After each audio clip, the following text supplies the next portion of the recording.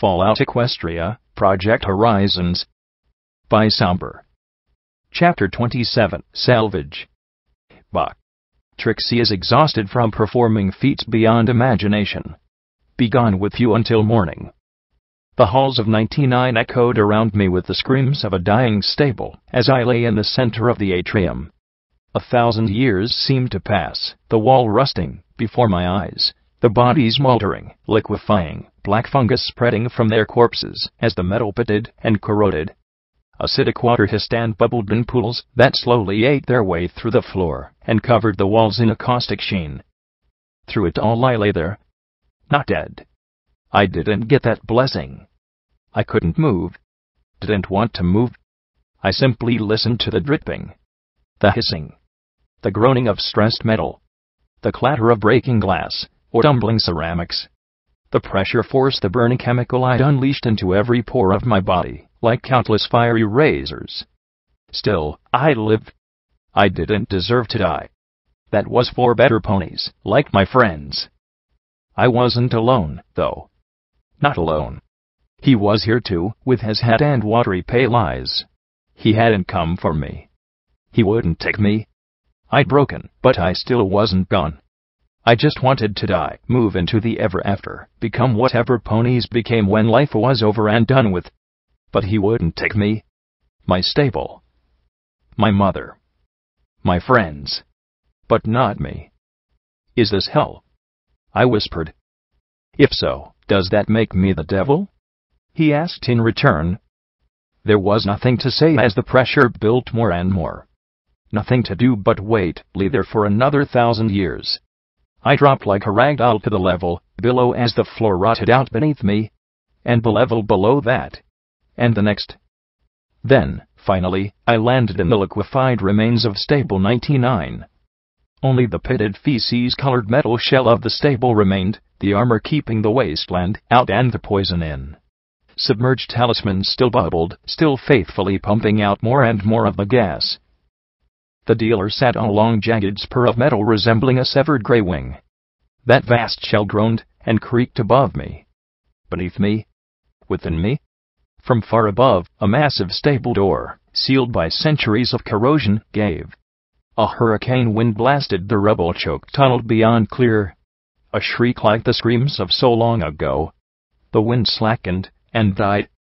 With one final bending, breaking, tearing cry, that armored shell gave way, and the hilltop collapsed inward like the hoof of an angry goddess. Finally, I thought, annihilated with a smile. Tilda. She's waking up. Sedate her. Some mare cried distantly. We did. She's not responding to the medics. Another answered. Distant blurry lights entered my vision. And pain, but I was used to pain by now. I reached for that blur, pushing through the darkness. If I was alive, then Glory might be as well. All my friends might still be alive. I couldn't lay here and do nothing. A wave pushed me back towards the black, but I refused to succumb. Sweet Celestia, she's still waking up. Bluebell. I already cast it again, the mare panted breathlessly. It's not working. I could see faces now. Bloody faces in paper masks. Unicorns. They had scalpels and little bloody scissors hovering over me. My chest and gut burned as I pulled together my focus. One unicorn's horn flashed, trying to push me back into Stable 99. I fought that urge to sleep. To dream. I'd kill them all. Teal eyes widened in shock as I stared back into them, pulling together a bullet spell as I slowly sat upright. What is she doing? Hold her down. Get her under, now. Won't let you. I choked around a tube in my mouth, my horn glowing white, as I readied a shot right at her head. Then hooves grabbed my shoulders and forced me back down. I saw bucks in filthy white coats stained and spotted in blood. Glory, I rasped around the tube. Glory. I shouted, then choked. Get a memory orb. The unicorn mare ordered, as I struggled. I felt something inside me tear, but I ignored it. It didn't matter how much I hurt now. I had to get free. I had to save my friends. Security. Calm down. We're trying to help you. Ali. They were Enclave. Or Sanguine. Or some pony that was going to sell me out, tray me. My horn flashed as I struggled, and one of the bucks yelped as my bullets bit into his flank. Some pony blinded me with a rag across my eyes. I fired wildly, desperately.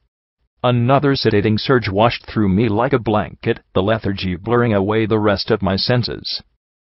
A glassy sphere was pressed to my horn, but I resisted, fought. I had to get free. I had to help my friends.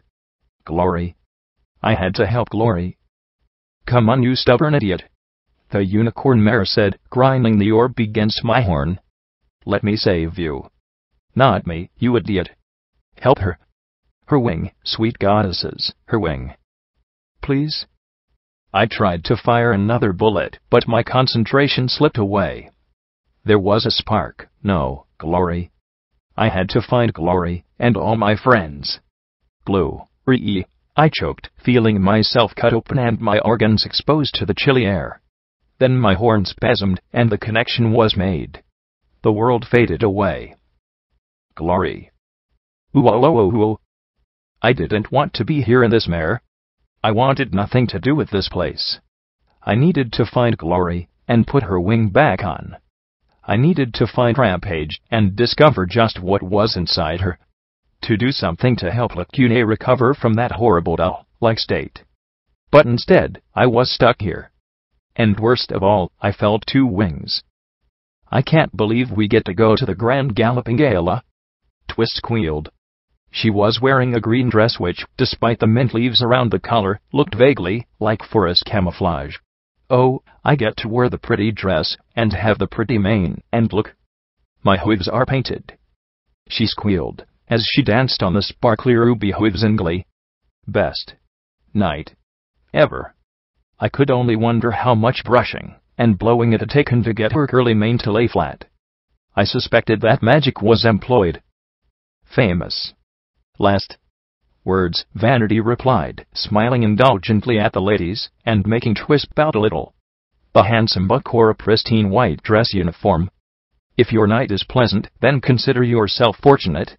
The gala has a well-deserved reputation for driving mares to drink. Do we all have to attend? Sam asked softly, shuffling and fidgeting in a deep midnight blue dress decorated with tiny enchanted flecks of sapphire. Her white mane obscured her face as she looked worriedly out the door, chewing softly on the end of a lock. Twist sighed and brushed it out of her mouth, making the delicate black unicorn blush slightly. The princess herself is decorating us, so the answer is probably yes, Jetstream said as she stood before the mirror and carefully nudged her dark hair into place with a brush. The orange and gold dress made her look like she was on fire. A bit too garish for my, what was I thinking? Why did I give a fuck about her dress right now when Glory needed me? Besides, when had I ever worn a big frilly party dress? The blue Pegasus grinned over at Big Macintosh and Apple Snack standing calmly in crisp-pressed uniforms. Besides, half our boys are escorts of the Ministry Mayoress. It's not like they can just skip out. She looked over at Stonewing, who seemed to positively vibrate in anticipation, and gave a soft sigh. I can't believe you set me up with your sister. She's going to hate me. Apple Snack muttered, as he brushed his shaggy tan mane aside. Couldn't you have been your sister's escort? He asked the big red buck with a frown. But Big Macintosh just gave an easy chuckle. Nope. How would it look if she was escorted about by her big brother? He rolled his green eyes towards the door, his grass stem still sticking out his lips. Besides, she needed me with one of her friends. Still don't see why I don't get no Ministry Mare, Doof muttered dully. It was like seeing a cinder block in a dress uniform, and his perspiration was already starting to show through.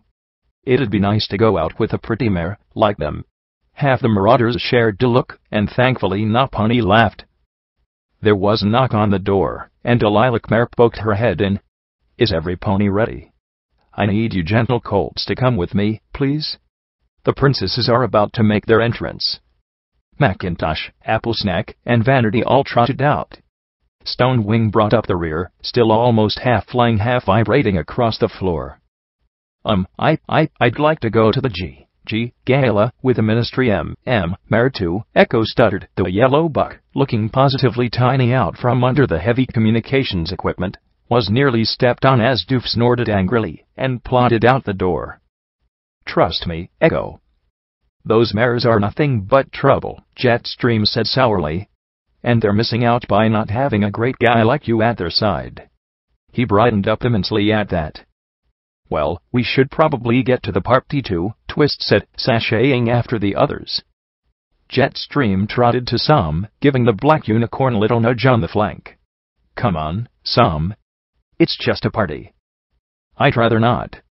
I haven't done anything that deserves honoring," she whispered, her dark blue eyes looking up into Jetstream's. "Are you sure I can't stay here till it's all over? I don't like crowds." "It won't be so bad. Vanity says that it'll probably just be boring aristoponies talking to one another. And once you have your decoration, you can go." "All right," she murmured. "I'm sorry, though." Reluctantly, the pair exited the room together. The Grand Galloping Gala was a positively spectacular affair that I might have enjoyed a great deal more if I hadn't been trapped in it while my friends, mentally, I was climbing the walls, trying to find some way, any way, to get myself out of this memory. I needed to help them. To beg for forgiveness. This was almost worse than leaving them to die. They'd been hurt following me. I'd never seen more stuffed shirts and fancy dresses in my life. The gala was clearly the social event of the year. Even more so given that, from the snippets of conversation rising around us, this was apparently Luna's first. It seemed that there was more than a little apprehension from the aristoponies that the gala would devolve into a common carnival slog. Could you imagine? How gauche. We trotted past a unicorn buck with a unicorn mare on either side of him. I wished I could plunge a sword into his heart and save 2 lives and 1 soul. How dare she pick him over me? I'm the eldest. It should have been me. He muttered to the bored-looking mares to either side of him. Trumpets blared, and formal processional music began to play. Twilight Sparkle entered in a splendid gown of purple and swirling silver galaxies. Macintosh trotted at her side, his eyes steady and his lips curled in that casual, confident smile. They approached the wide central throne dais. Applejack, dressed in surprisingly normal business-like attire, entered alongside Applesnack, the former doing her best to smile as casually as her brother, while the latter did his best not to be sick. From the doorway flew Rainbow Dash, in a dress that could almost pass for a uniform, a grinning Stonewing, beside her. There was some applause and cheering from the crowd, which the Ministry Mare obviously relished. Jetstream gave a little sigh. Pinkie Pie bounced in on her hooves with an escort on either side. The buck and the mare were decorated as formally as 2 clowns could possibly dress, but the rainbow wigs still killed it. Then I was astonished to see Fluttershy enter in a simple white gown decorated with pearls and rubies. The design was vaguely reminiscent of a nurse's uniform. At her side, walking with pain evident on his face, was the scarred Golden Blood. More than once he broke stride, coughing for breath as she waited patiently with a concerned and tender expression. Of course, that was how she always looked. Rarity and Vanity entered with a fanfare, and almost every pony save one gave a collective gasp of approval at her exquisite gown. The only pony who didn't share their approval ground his teeth furiously behind Jetstream. Vanity, a familiar sword belted at his side, somehow made the white dress uniform even more splendid. For a few seconds, he gazed straight at Jetstream, and I knew that he would have rather had her by his side, and the magnificent unicorn mare. Every noble muttered in complete approval, for here were 2 equines that embodied the image of all that was good in the noble lineage. Truly, there were no finer nor more lovely ponies in all the world. Or were there? The lights dimmed, as a great glowing orb and a shining silver sphere drifted from on high to land side by side at the entrance. Celestia looked as she always had. Perhaps a little more tired and wan, but glorious as ever. Beside her, looking young and vibrant and confident, stood Luna. And, side by side, the princesses walked through a procession struck dumb with adoration. There was Rarity at her finest, and then there was this. Together, they moved with utmost dignity as every pony in attendance bowed before them. Not out of fear, but out of love and respect. They were Celestia and Luna. There was no other like them in the world. When they mounted the dais, Celestia gave a formal bow to her sister, and then moved to the far right of the stage. Clearly, this was Luna's show, and Celestia refused to upstage it. Twilight Sparkle stood at Luna's right, giving concerned looks at the former monarch. Golden Blood looked as if he was struggling to stand, supported by Fluttershy at his side. I was no expert, but it didn't look like an act. Luna gave him one concerned glance, then looked across the gathered masses of Equestria's finest. She took a slow, deep breath, and when she spoke it wasn't in some blast in clarion, but with a strange projection, as if she was talking to me, and me alone. Ponies of Equestria. For 12 long years we have struggled, we have sacrificed, we have toiled against an enemy without reason or remorse. And, despite our pain and hardships, we have risen to these challenges with determination and vigor that would make the stars themselves tremble in awe. As she spoke, the volume slowly rose, as if the castle itself was speaking to us. Regardless of the troubles we have faced on these long and uncertain nights, today we take comfort in our traditions and celebrate our dignity, our unity, and our strength. Therefore, it is with humility and thanks that your princess welcomes you to this most glorious of nights, and declares, "Let the grand galloping gala commence." And with that word, it felt as though Equestria itself was giving the speech, and the crowd broke into cheers. With a gleeful squeal, Pinkie Pie rushed to a bell pull dangling nearby. A gong resounded, and suddenly velvet drapes were yanked up to reveal dozens of clowns, acrobats, jugglers, tumblers, and singers.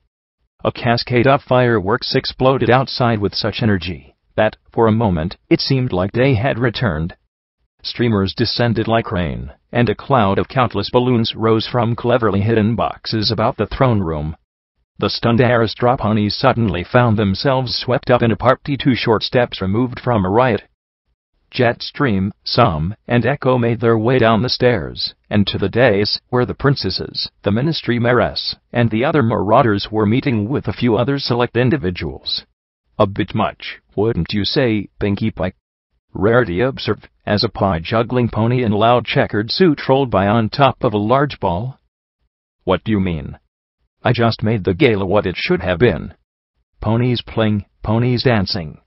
She fluttered her eyes at the unicorn with a cheeky grin. "Would you rather it be like the first time?" Rarity took one look at Blue Blood watching sullenly, and shuddered. "I'd rather not." "Excellent speech, sister. I'm glad you modified the traditional Canterlot voice," Celestia said with a fond smile. "I never found much use for it." "You used it for 263 years, Golden Blood rasped, sitting with his eyes closed while Fluttershy held a hoof to his brow. "You should be back in bed. You're still not well," the yellow mare fussed softly. "Oh, I should last another hour or so," he said, as he looked at Rarity. "Wouldn't you say?" "Well, it would get their attention elsewhere," Rarity said with a small worried frown. "But only if you're sure." "I'd hate to cause a spectacle," he rasped, coughing into a handkerchief. Fluttershy pulled out a healing potion from the dress. Apparently, the similarity to a nurse's uniform didn't end with the style. For just a few seconds, he was the focus of a great number of ponies, as he drank the restorative draught. The ministry mayor of the Ministry of Peace, dressed as a nurse, is giving aid to a member of the aristocracy, Vanity said softly from beside Jetstream. "Very well done, nephew." The look Rarity was giving Golden Blood was far less admiring. In fact, it looked like a faint expression of unease. "You're not staying, princess?" Twilight Sparkle asked as Celestia turned away, walking towards an exit behind the throne. The rainbow-maned alicorn looked back at Twilight and shook her head with a sad little smile. "No. I'm afraid my heart isn't in celebrations. Besides," she said a touch coolly, glancing at Golden Blood coughing pink and red flecks into the handkerchief, "I wouldn't want to detract from my sister." Golden Blood gave a mirthless smile as he looked up at Celestia before clenching his eyes in another fit of soft coughing. He almost looked ashamed. Celestia extended a hoof to Luna's shoulder and said, as if sending her off to battle, "Good luck, Luna. Stay strong." The gala has broken many great and powerful ponies before. I think I can handle some arista ponies at a party, Sister Luna said, as if a touch insulted at the implication that she couldn't. You'd be surprised at just how they can push you if you're not careful, Celestia warned as she looked at the crowds. Oh, like the 131st gala, where you transformed half the attendees into frogs and the other half into pigs? Twilight offered with a kind smile. At her friend's looks, she flushed. I was curious whether our experience really was the worst gala ever. Celestia shuddered. Yes. Exactly like that one. I don't think any pony looked me in the eye for 2 years after that. With that, the princess gave Twilight a parting nod and smile, and walked quietly towards the exit.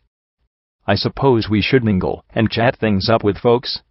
Applejack asked, looking as if she'd rather chew tacks than waste time talking to all these snobby ponies.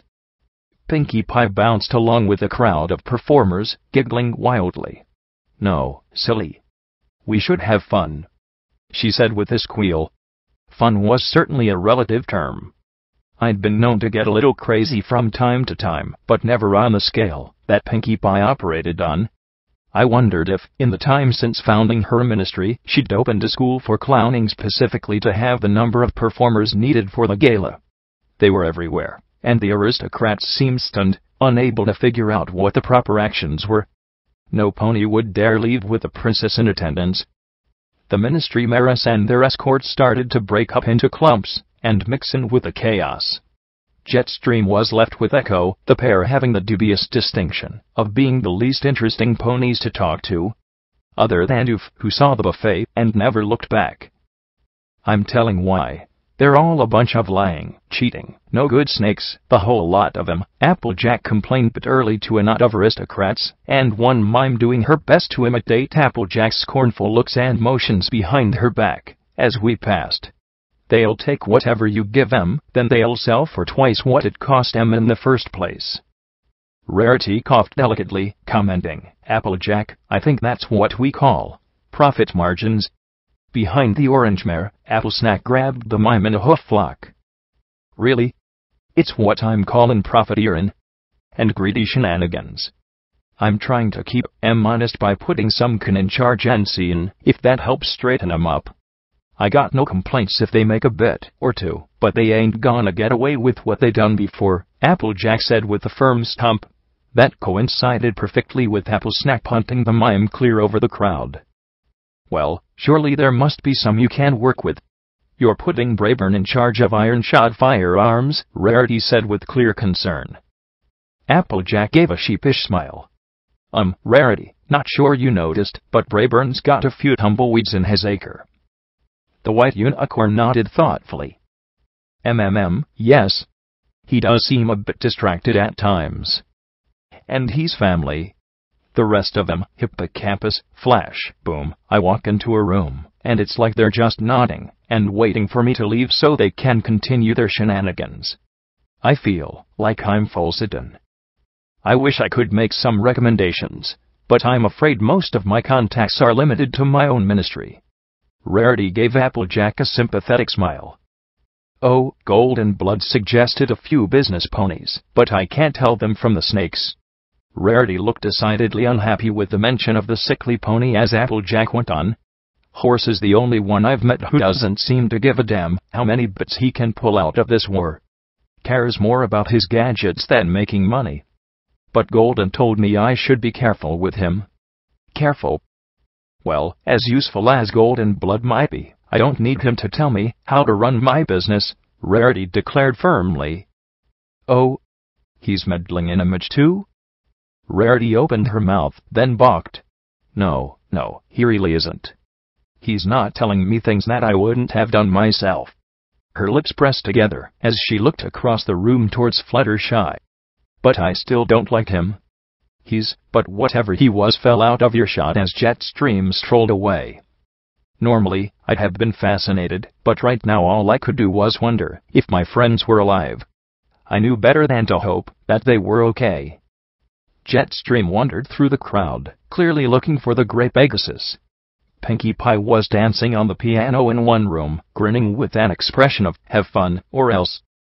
"I was just wondering if I could ask you something about Miss Maripony," Big Macintosh said in his low, confident voice. He was standing with Twilight Sparkle, in an alcove off to the side, and Jetstream peeked a little closer, her ears twitching. "I'd be curious, too, if I wasn't thinking about Lacune following me about like a broken doll. When was this stupid memory going to end?" "Who?" Twilight Sparkle blinked in confusion. "Maripony?" Twilight Sparkle suddenly started. "Oh. Yes, Maripony." She laughed awkwardly. I get her confused. Do you know, with the splendid valley sight?" "Happens all the time," she said with an embarrassed smile. "Well, I was wondering, has she mentioned me at all? I mean, does she talk about me?" Big Macintosh looked so uncertain and concerned that it was quite touching. Twilight blinked, then smiled. "Well, yes. I suppose she does, now that I think about it. She wishes she could get away from the ministry more to see you. Everything's so crazy." "Really?" Hut, Big Macintosh looked baffled and even a little worried. "Did I say something wrong?" Twilight asked in concern. The large red pony sighed. "It's just, she's so much smarter than me. I don't understand why she likes to be around me. She's such a clever, nice little mare. Don't see what she sees in a pony like me." Twilight blinked, and then smiled a little. "Oh, don't worry about that. Really," she sighed as she looked at her polished hooves. "At the ministry, everything is crazy. I mean, you throw so many eggheads into one room, and there are so many ideas flying around that, by the end of the day, you feel fried. A pony like you, she trailed off and he smiled down at her as she fished for a word. "Simple," Big Macintosh offered, and she blushed. "Easygoing," Twilight countered with a smile. "It lets a pony like her unwind and relax from all the pressures we deal with at the ministry." Twilight sighed as she looked back at the crowded room. "Trust me, being smart isn't a guarantee for being happy." Then she returned her gaze to him with a smile. "And you make her happy." Big Macintosh's mood quite obviously improved as his casual smile returned. "Well, thank you, Twilight. I hope you'll tell her I look forward to seeing her again. I was thinking on taking her to a hoofball game with some of the other marauders." "Hoofball?" Twilight Sparkle blinked in confusion and a little unease. Well, I don't think she's ever been to a hoofball game." The purple mare rubbed her chin thoughtfully. "Sure. It'll probably be fun." "Yep," he agreed with a nod. "Then I'll be sure to ask her." "Thanks, Twilight." Twilight Sparkle seemed to start, then slumped a little. "Oh. Yep. Sure. No problem. Normally, I would have been interested in the pair and curious about the implications, but at the moment I was simply wondering if I'd be trapped in this memory for hours, days. How long could a memory or blast? It wasn't a bad memory. In fact, compared to many memories I'd experienced, I'd normally enjoy the party and the obvious fun. Pinkie Pie had taken the stuffed Aristoponies and forced all her gaudy, gauche, glittery gala games into their dreary dignified lives. Clearly, it was not what they were used to, but no one dared to complain with the princess doubling her fun. There was joy and laughter, too. Two gorgeous tumbling fillies kissing Echo's cheeks simultaneously, making the young buck blush to his hooves. Dove had found the cheese tray and its unfortunate digestive implications to any pony downwind. Stonewing flew through a solid wall, much to the amazement of the onlookers, including Rainbow Dash and the chagrin of Big Macintosh. Vanity and Rarity drifted through as a respite and a focus of calm and civility. The gala culminated with the marauders getting medals for their work at securing some coal mine or another east of Hoofington and holding it against overwhelming odds. Finally, the party started to wind down, and Jetstream heard a mare cry out, "Help! Someone! Please, help!" My host took to the air and swooped down the hall like a comet. She found Fluttershy in an alcove with a collapsed, coughing, and rasping golden blood. She was pressing a hoof to his throat. Your heartbeat is irregular and very weak. We need to get you to the hospital. She looked at Jetstream. Get Twilight. She can teleport him. Or maybe Rainbow Dash can fly him there. He's not heavy. On my way. Jetstream said at once, readying her wings. Stop. Golden Blood gasped as Jetstream turned to follow Fluttershy's instructions. The blue mare froze, looking back at him as he struggled to rise. He coughed again, blood speckling his uniform. Please? Stop. I'll be fine. You will not be fine. Your heart is failing, Fluttershy insisted, but he raised a hoof to her mouth, silencing her. My heart has been failing for years. I'll be fine, he said in wet, laborious tones. Just another hour. Then, Luna will have retired, and the important ponies will have gone home.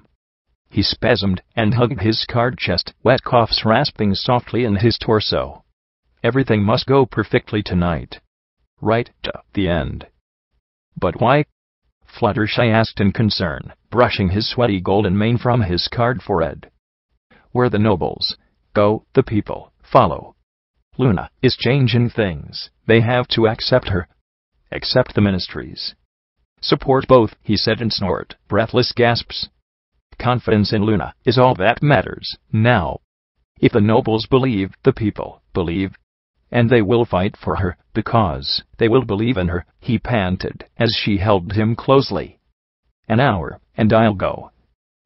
Fluttershy's gaze hardened. I'm not going to let a patient of mine die. We're getting Twilight.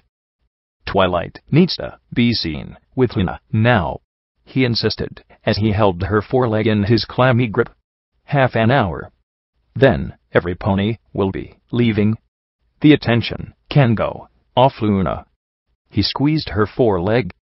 Please, Fluttershy, my life doesn't matter compared to you 7. Please? I can't fly him, Jetstream said confidently. No one will miss me. I got my medal. I can fly him to the hospital, and you can follow me. Fluttershy looked down at him with a gentle smile. We're going to the hospital, Golden Blood. And I'll find some way to make you all better. And you are not going to argue. Understood? Jetstream shed the frilly dress and, with Fluttershy's help, carefully got Golden Blood on her back between her wings. You should stay here. The 6, with Luna. Symbolic. Does he always talk this much?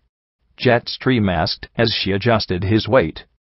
He is a very bad patient, Fluttershy said quietly, as, together, they flew out of the side of the palace.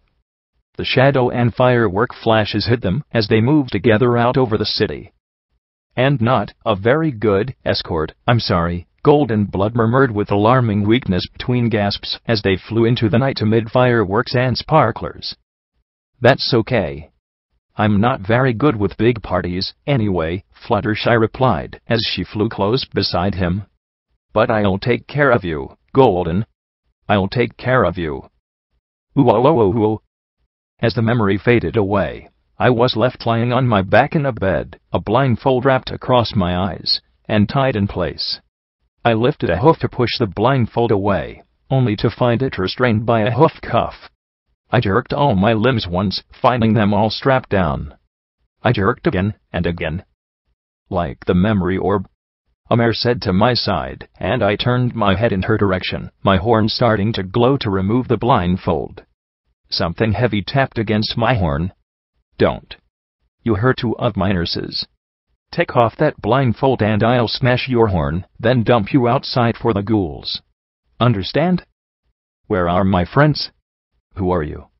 Where am I? I asked.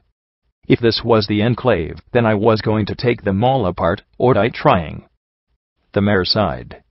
Your friends are alive. Some of them are still in serious condition. My name is Dr. Trige. You're at the university. You're a guest of the collegiate. There was a pause. I'm going to remove your blindfold. Please stay calm. We almost killed you trying to sedate you earlier. I felt the blindfold slowly tugged away. My eyes, my right eye. There was a bandage over my left, trying to focus on the mare before me. Everything was blurry, and sparkles danced in the corners of my vision, as it struggled to focus on the pale blue unicorn with a deep indigo mane. Her doctor's coat was speckled with blood.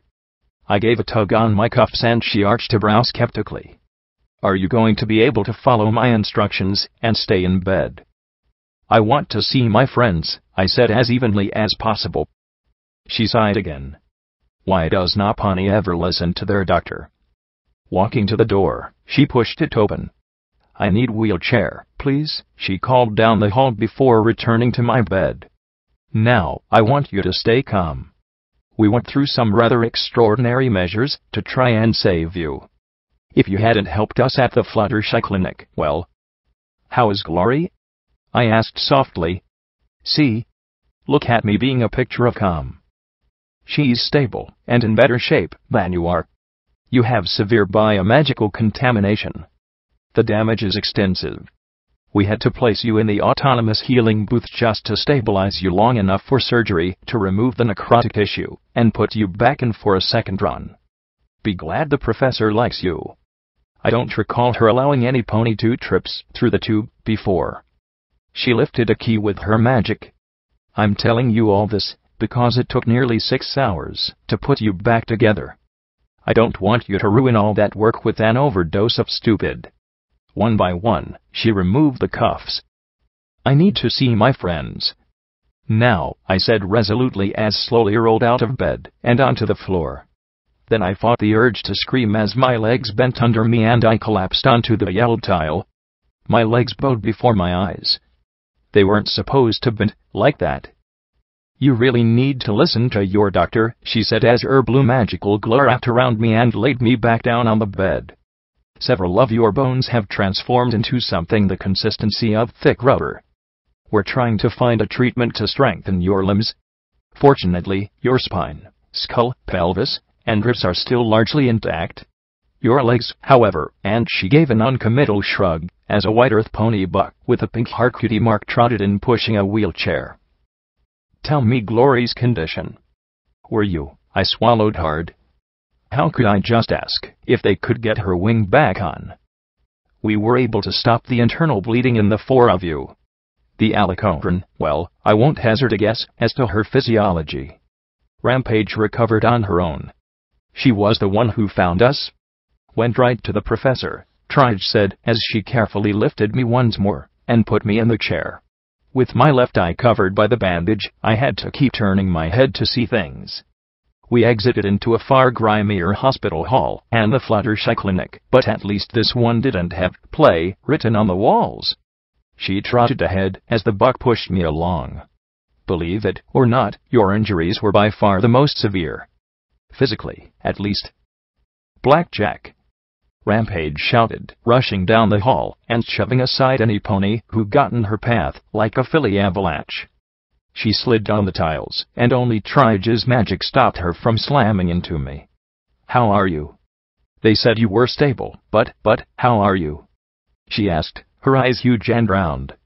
She put her weight on my knee, and I gritted my teeth as I felt it bend. She jerked her legs back, and the expression on her face somehow made the sensation even worse. "I'm fine. We're going to check on Glory," I said as I brushed her mane. From the horrified look on her face, my heart began to thud limply in my chest. "What happened, Rampage?" "I don't know. I don't remember anything after we went down those stairs. When I came to, we were on an elevator that opened up at a construction site near the university. I came straight here for help."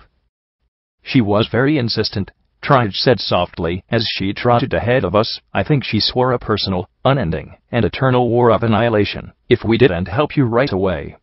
Fortunately, the professor agreed. "I woulda too," Rampage replied with a scowl.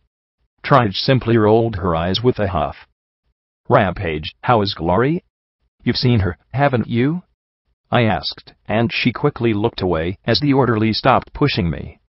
The other staff in the grimy ward watched me warily, given that I could shoot them with a look. That wasn't much of a surprise. "I haven't been to see any pony except P21, Rampage said softly. "I didn't want, anything to happen." She bit her lip. Since I woke up, I keep feeling I don't think I'm safe, do you know? She looked at me with shame in her pink eyes, before she quietly stepped back.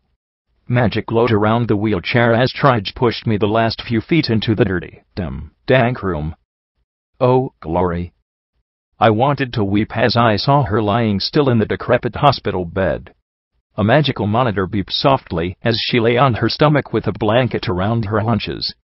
One gray wing lay slack at her side. The other wasn't. I shook as I stretched out a hoof towards her, tears running down my cheeks as I watched my outstretched limbs slowly droop as the muscles cramped. I hugged my leg to my chest as I looked at her, unconscious. You couldn't save her wing? Put her in the magical restoration thingy again, I muttered thickly with a sniff, my body starting to shake. This was my fault. I had caused nothing but pain and misery in her life. Do something. Please? I said, as I twisted and grabbed Trixie's dirty medical coat between my hoofs. I'll do anything you want. Just fix her. The doctor just sighed. We can't. When her wing was separated from her body, putrefaction began immediately. All that reached the top of the lift was bone, dead meat, and feathers. Give her Hydra. Something. I begged, gritting my teeth as I felt my forelimbs bend. I can't leave her like this. Trixie grunted in annoyed resignation. Even if it could work, the amount of Hydra we'd have to use would probably induce such massive amounts of taint contamination that she'd be dead anyway. Just like you, she said, as she lifted a clipboard. Contamination. Eh? I haven't seen taint corruption like yours in a long time. You should have seen your heart. We removed at least a half-dozen tumors in your lungs and lymphatic systems. I can't even begin to guess what it's doing to your skeletal structure. She poked me in the chest with the clipboard. Do you know what? Forget your bones, she said as her lips curled in an angry smirk. I can't even begin to guess how it's fucking with your brain. My brain? I muttered dully, receiving a look like I'd just proven her argument. The brain's an organ, and your organs are fucked. I'm having trouble finding biological systems that aren't compromised on some level. Muscles. Epidermis. Looks like your reproductive bits got lucky. That's about it, though, she said, as she looked at the clipboard. Do you know, a few might get exposed to taint and get some decent benefit from it like regeneration, or the like. But most, like you, just die. Normally I wouldn't give a damn, but I spent a lot of time, energy, and good chems trying to piece you back together. The very least you can do is try to pretend like you're going to try and keep that hunk of meat you call a body in something vaguely resembling working condition. You don't get it, I said softly, as I stared at Glory's unconscious form. This is my fault. Going through the tunnels was my idea. I cost her wings. Her wings. I might as well have lit her on fire, and called it a day. I have to make this right. You have to take care of yourself. You've got 6 months to live. Maybe a year. We removed the most blatant taint tumors, but there are others inside you, and I silenced her with a hard shake. Don't you understand, Doctor? I don't matter. All that matters is helping my friends. I die in a year, so what? Glory will have to spend the rest of her life stuck on the ground, because I took a tunnel, and she followed me in. I clenched my eyes shut, trying to control my shaking. I have to help her fly again. Tell me there's a way. Trixie staggered back out of reach, and I tumbled right out of the chair, and sprawled on my face. Incredible. I've heard DJ Pond 3 talk about you, but I never thought it could possibly be true, she said, as I tried to get my limbs under me. Trixie lifted my chin with her hoof, and stared into my eye with wonder. How the fuck aren't you dead yet? Her tone was one of marvel and sick disgust. You're telling me that you seriously, sincerely, don't give a damn about yourself? That you're willing to die and rot so long as you're helping others? We should have just let you die and save ourselves the materials. Funny, I thought helping others was a good thing, I muttered. You're the second doctor I've met who thought I was stupid for hurting myself to help others. She stared into my eye and shook her head slowly. What good is your help if it kills you? You think ponies won't need your help after you're gone? That your friends won't need you? If you don't take care of yourself, then all you're doing is a sick, masochistic suicide. And I don't waste my skill and effort on suicide cases. She shoved me away, stood, and levitated me back into the chair. As to your friend, I've only had 2 Pegasus patients before her, neither with severed wings. I suggest that if you want a more informed opinion, you can just crawl down the road to the skyport and ask the Pegasi there if they have some treatment for regrowing a wing, because I don't. And with that, she trotted out of the room. I sat there for the longest time, using my magic to nudge myself closer to the bed. I reached out, gently stroking her choppy amethyst mane, as I'd dreaded when she'd finally wake. It was growing out quite fast. Pretty soon, it'd be thick enough for her to hide behind again. A soft clearing of the throat made me look over at P21. Rampage was curled up outside the door, looking as lost as I felt. "Hey," he said softly. "Hey yourself." He looked wary. Scared. Worried for me. But I also noticed something else. He wasn't limping anymore. I looked back, and saw the brace was gone from his rear leg. They fixed it. Apparently, that regeneration booth is some heavy-duty magic. Remove the scarring. I finally feel like I can walk without my leg falling off, which is good, because that enervation almost fused my entire leg, he said with a mirthless smile. Scotch tape and lacunae are in a bad way. Scotch tape had some major internal bleeding. I think, being younger, she was more susceptible to the magical fields. She's not talking to a knee pony. And lacunae just stands there. She'll follow you if you lead her, but that's about it. I closed my eyes. I didn't know how I could possibly help them. But I had to help them all. "At least you're still with me," I said with a smile, as I reached over to nudge his shoulder with my limp limb. But his sad smile melted away, as he looked off to the side with a worried frown. What is it?" His blue eyes looked away at the wall, the door, Glory, anything that wasn't me. I'm not sure I can keep doing this, Blackjack. I don't know why we keep throwing ourselves into harm's way over and over again. 99 is done. Throw EC1101 in the river, or down that shaft, or something, and let's go back to chapel, and have some kind of life again with no monsters or killing. Just a quiet life for as long as we can. He closed his eyes. Priest is there. Seikashi. The Crusaders. Even Charity. He pressed his lips together and gave a snotty sniff. I found someone that makes me feel whole and complete, and I don't want to lose it again. I was down in that hole and I was going to die. I was going to lose it all forever, and I almost let it happen. And if you keep on doing this, you will, I said softly, feeling as though my rotting, worthless heart had been ripped from my chest and only a void remained inside. I closed my eyes, feeling the ache. And what hurt the most was that he was right. I was cursed. I was like a walking ball of pain and misery, and every pony I encountered, good, bad, or otherwise, was smashed apart as I rolled along. I used to think that, if I kept my friends close, at least I could take the hurt myself. Catch the bullets with my damn hide. But I couldn't do that anymore. I'd tried to be strong, but I wasn't strong enough. I'd tried to be tough, but I wasn't tough enough. Hell, I couldn't even take care of myself anymore. Well, then, as soon as you're all feeling better, you should go, I said. Head back to chapel. You're smart and clever, they'll need you if they're going to build that place right. Take Glory and Scotch Tape with you. Lacunae too. And Rampage, if they'll let her. But you won't be coming with us. I can't, I said softly, closing my eyes. There's something bad in Hoofington. Something bad that started a long time ago. Golden Blood did something, some plan or plot involving EC1101. Besides, if I did go to chapel, the trouble would follow me there, too. What does it matter, Blackjack? It was 200 years ago. It matters. I snapped, glaring at him. He looked shocked at my reaction, and I drew a shaky breath. One thing I'm absolutely sure of is that Golden Blood didn't do anything that didn't matter. And I just know deep in my soul, that it's bad. Maybe it was that thing I shot with folly. Maybe it's whoever Sanguine serves. I don't know. All I know is that some pony needs to stop it, or Hoofington will just keep killing.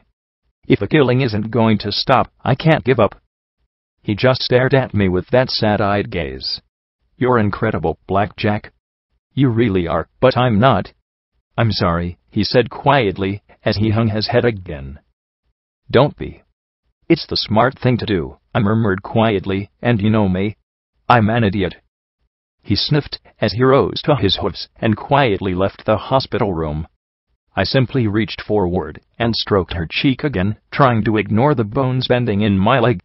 He was doing the right thing. He was a smart pony. I don't know how long I sat there alone, listening to the monitor that beeped out her vitals minute after minute, hour after hour. Then I saw the tiny shift of her head. The hairs falling across her eyes as they slowly opened. She didn't look at me. She didn't have to. Her right wing lifted only an inch or two and fell back. Her left, the bandage stub, moved slightly. Her eyes slowly closed again, seeking that solace of oblivion as she started to weep broken, gasping sobs. She'd taken the betrayal of her people, the loss of her cutie marks, the abandonment of her family. She'd suffered humiliation and terror, and endured my selfish, self-destructive desertion. Now she'd lost her fundamental self. I'd only ever reached the point where the wasteland almost won, but that was me. Now the wasteland was attacking my friends, and it was winning. I stretched a hoof towards her, and she rolled away from me, pressing her face to the mattress as she wept as silently as she could. Slowly, I withdrew my limb, clenching my eyes shut as I felt a little ball of pain and rage constrict more and more inside me. Glory had fallen for real, and I had to find some way, any way, to make her better again. Drawing a slow and shaking breath, I stared at the back of her head. Ante up. I used my magic to turn the chair and wheel it back out into the hall. Rampage immediately jumped to her hoofs. How is she? My look was answer enough. I'd been told I had a shitty look. Right now, I expected I had the balefire bomb look going. Unfortunately, the orderlies didn't seem to quite catch on as they trotted up. Dr. Trige said to take you back to your room. I didn't look at him. I was too busy trying to burn a hole through his chest with my stare alone. I need my gear, now. He laughed. Your gear? You can't even support your own weight. How? And then my horn flashed and blasted the wall beside his head. He staggered to the side, staring at me in shock. You're crazy. Then don't fuck with me. My gear. Get it, I said, as I rolled the wheelchair past him. He, however, seemed to feel the need to play hero, and kicked over the chair, sending me sprawling. He yelled for help as I rolled onto my chest. He hadn't been wrong, my legs weren't supporting me. They bent and flopped as I tried to rise. Oh yeah, and they hurt a lot. Rampage, can you find my stuff? Sure, Blackjack. But what are you going to do? What my doctor recommended, I said, as I looked down the hall. She trotted off quickly. If I couldn't walk, the night crawl. I opened each door and checked the contents. Bathroom. Bathroom. Office. Locked. My horn reached out to the next lock and twisted without finesse, but it clicked open. My luck seemed to be holding for now. Opening the door, I looked at the medical supplies in nice neat rows, including a metal box with 4 leg braces.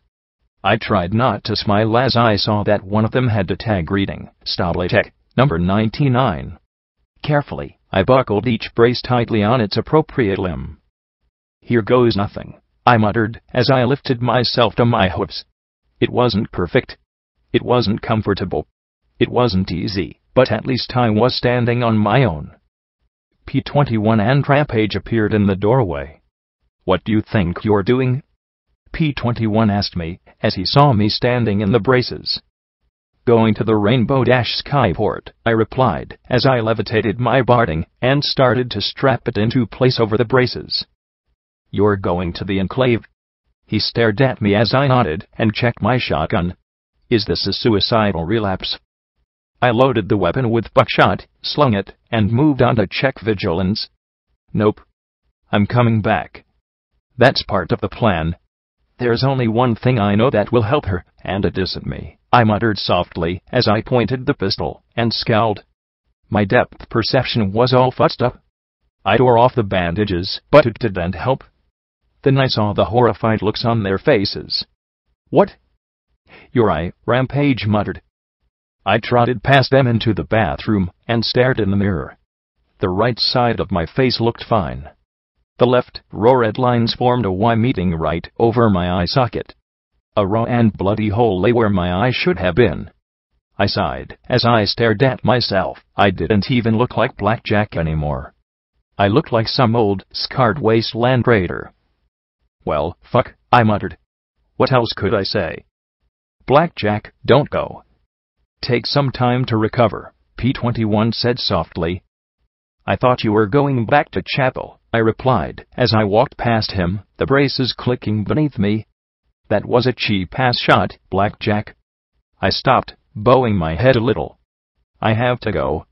I have to help her. Don't you see? If we'd just let her go, after we left Weather Station 4, she never would have gotten hurt. She didn't deserve any of this. So I'm going to find the only thing in the wasteland I think can help, or I am going to go stark-raving mad. I glanced back over my shoulder at him. I don't expect either of you to come with me. In fact, you should be going back to chapel. The further you are from me, the safer you'll be. Without another word, I left my friends behind, where they were safe. No pony tried to stop me on my way to the exit. I drew every look, though, as I stepped out into the foggy day.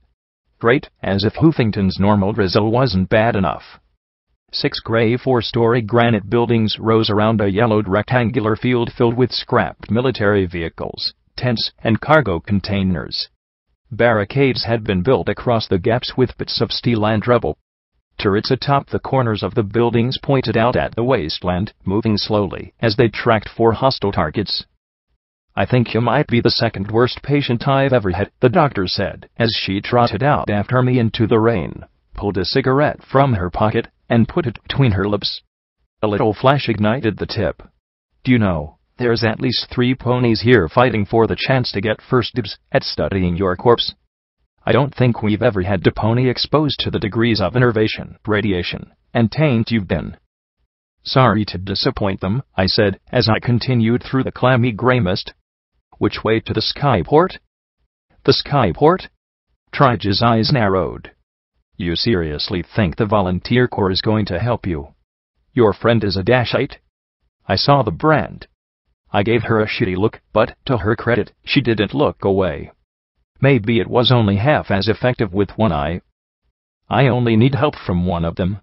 They'll tell me where to find them, I said, my braces clattering softly with every step. If not, I'll make enough noise that they'll come find me. Now, which way is it? I asked, as I looked around, though it wasn't as if there were signs saying, enclave this way. Trige just took one long look at me standing there before her and sighed as she pulled out the cigarette and pointed the burning tip towards the scrap metal gate.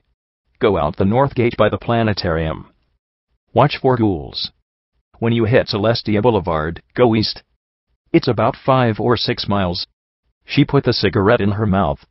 You're really going alone?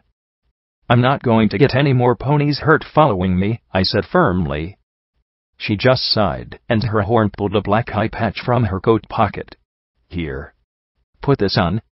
At least try to keep an infection out of that socket, she said, as she floated it in place and tied it over my missing eye. I smirked, then started, as a pony trotted abruptly into my field of vision on my left. Okay, this was going to take some getting used to. So, I guess this makes me a one-eyed Blackjack. I think that ain't given you some hardcore brain damage, she said, as she looked at me with a shake of her head. Fine. I'll just let you know that the professor wants to talk with you before you go. Chat with her or don't. She's in the planetarium, if you care. 2nd floor. She trotted back towards the School of Medicine building behind me. I sighed and made my way across the muddy field towards the large dome structure on the north end. I stopped by a merchant working out of a burned-out bus and converted most of the junk in my saddlebags into specialty ammo for my shotgun. The healing potions in stock looked absolutely pitiful, but they would probably be okay for a few more days. No time to waste, I'd talk when I got back. The guards at the gate were pathetic, but I had to admit that the energy turrets they had rigged looked formidable enough. They gave me incredulous looks as I passed by. "Good luck," one of them muttered just before the door slammed shut behind me. Once past the raised ruins around the collegiate's base, I found myself almost lost in the mist. Grim gray buildings were simply dark patches till I moved close enough to their shattered remains. Broken statues reared in silent poses in the mist, and I could swear that they were watching me. There was other debris, too, largely in the form of rusting sky carriages. Cold gray patches of water sat like glazed mirrors between the crumbling buildings on the edge of the campus. Then I heard a shot. And another. And another. Distant and hard to tell the direction in the muffling mist. Then there was an equine scream. And another. And another. Suddenly, I heard the splashing, much closer. I twisted my head in time to see a mottled black and red-boiled pony lunge out of the fog at me. I brought my shotgun up to its neck to block its lunging bite, forcing me to push back with my forehooves as it splintered, and jagged teeth chomped at the air before my face. SATS and 2 magic bullets exploded that head with a spray of rotting matter. I whirled in time to face 2 more, as I set my braced legs and focused on blasting instead of running. My shotgun roared, the buckshot ripping into their soft, pulpy bodies and stripping rotting flesh from yellowed bone. As soon as they dropped, I reloaded, bringing out the sword as more raised at me. I didn't really know how to fight with a sword, so I treated it like a baton. A disturbingly sharp baton. The razor edge cut into them quite nicely, and once or twice I was even lucky enough to hew off limbs. The shotgun rendered their skulls to bloody goo. My braced legs clicked and strained under my barding as they bit and snapped at any limb they could get their mouths on. "Why," I shouted over the hissing and snapping.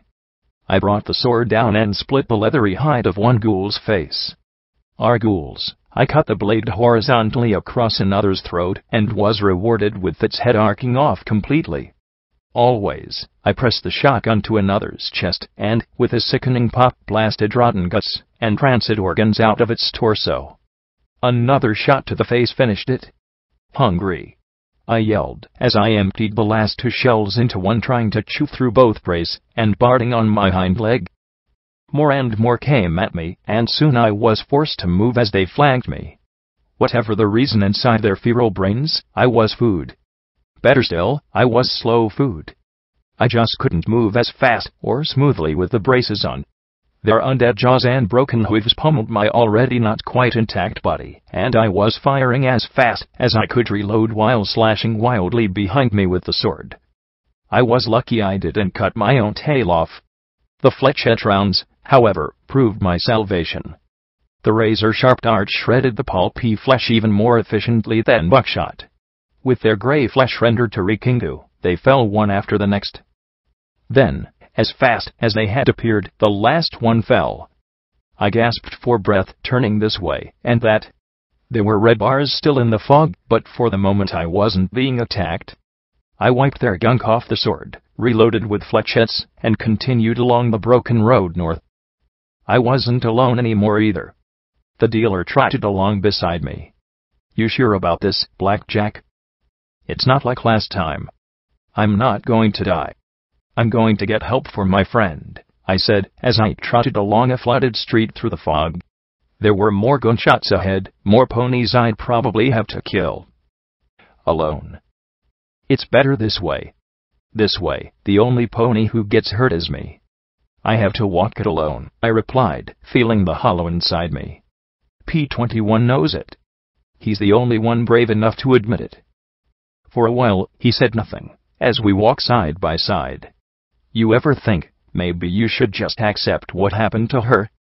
I really wish that I could shoot him. Really? Accept what?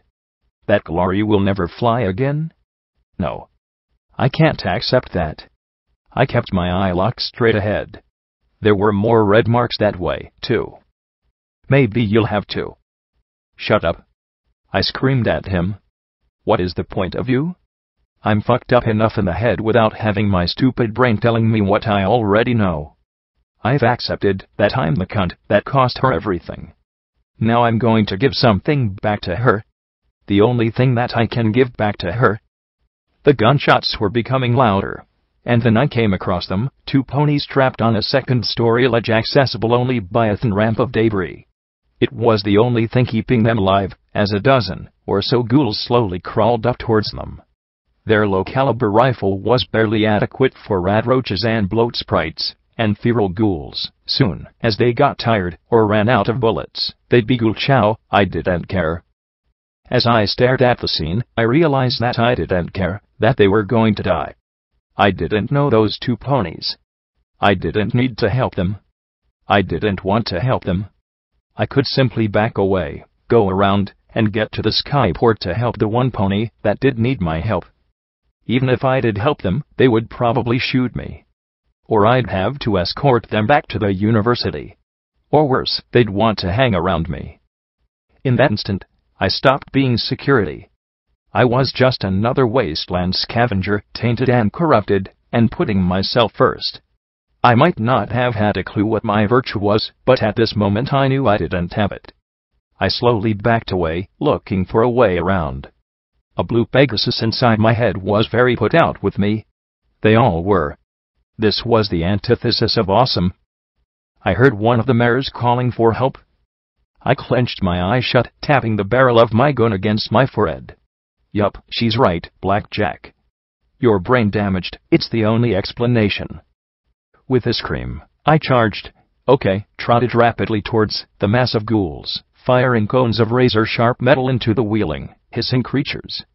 A few of the glowing variety received SATS-guided magic rounds into their noggins. The rest were slowly abraded away by shotgun flechettes. The swinging blade kept them at bay, as I reloaded and resumed tearing out chunk after chunk of dead pony flesh.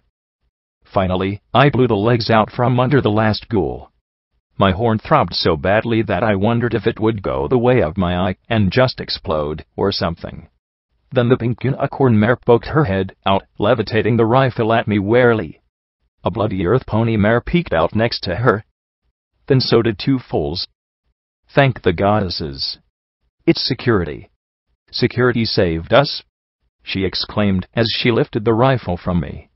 With a clatter my legs gave out beneath me and I fell soundly on my rump, as the 4 scrambled down the narrow ramp towards me. The brown earth pony mare's battle saddle had gotten twisted and fouled, the hunting rifles pointing uselessly beneath her. The pink unicorn paused, looking worried again. Are you all right, Security Mare? No. I almost let you die. I nearly trotted off to let you and her and your young become lunch for ghouls. Yeah. Sure. No problem. No big deal for me, I said with a grimace. Are you heading south? The brown mare said with an enthusiastic nod. The eggheads have a book bounty, 100 caps for any pre-war book that's undamaged. It's tough to find books that aren't pulped, though. Well, I fought a bunch of ghouls a little bit ago between here and the college. If you hurry, it should still be clear. I looked at the brown mare's rifles. Want to trade rifle rounds for shotgun shells? 20s. The pink unicorn asked hopefully. I shook my head. 12s. We don't have many 12 gauges, the unicorn said as she levitated out a half-full cardboard box. Just buckshot, I'll trade you 30 rounds of hunting ammo for them. Almost 2 for 1, but who was using math? We've also got fresh food from the enclave, the brown unicorn added. I felt a chill go down my spine. I'll buy every bit you have. 3 bullets each, I said without hesitation. I had plenty of ammo, and hopefully they hadn't eaten any of it. Looking confused, they agreed. The 4 hurried to the south, eager to get to the shelter of the eggheads. I waited till they disappeared in the fog and dumped 4 apples, 3 carrots, and a head of lettuce into the mud. Then narrowing my eyes I smashed them all to mush. Maybe they weren't contaminated. I wasn't going to take that risk. I wasn't going to let there be another 99.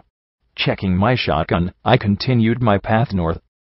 The fog never lifted so much as thinned into tattered swirls and chest-high banks. The mucky, broken road under hoof sloshed with every step. This area had a different feel from the ruins around Riverside.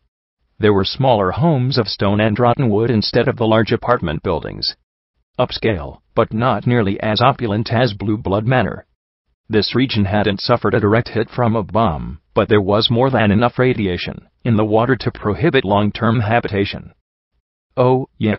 And there were leeches. Every few minutes, I'd have to flick them off my barding with the sword.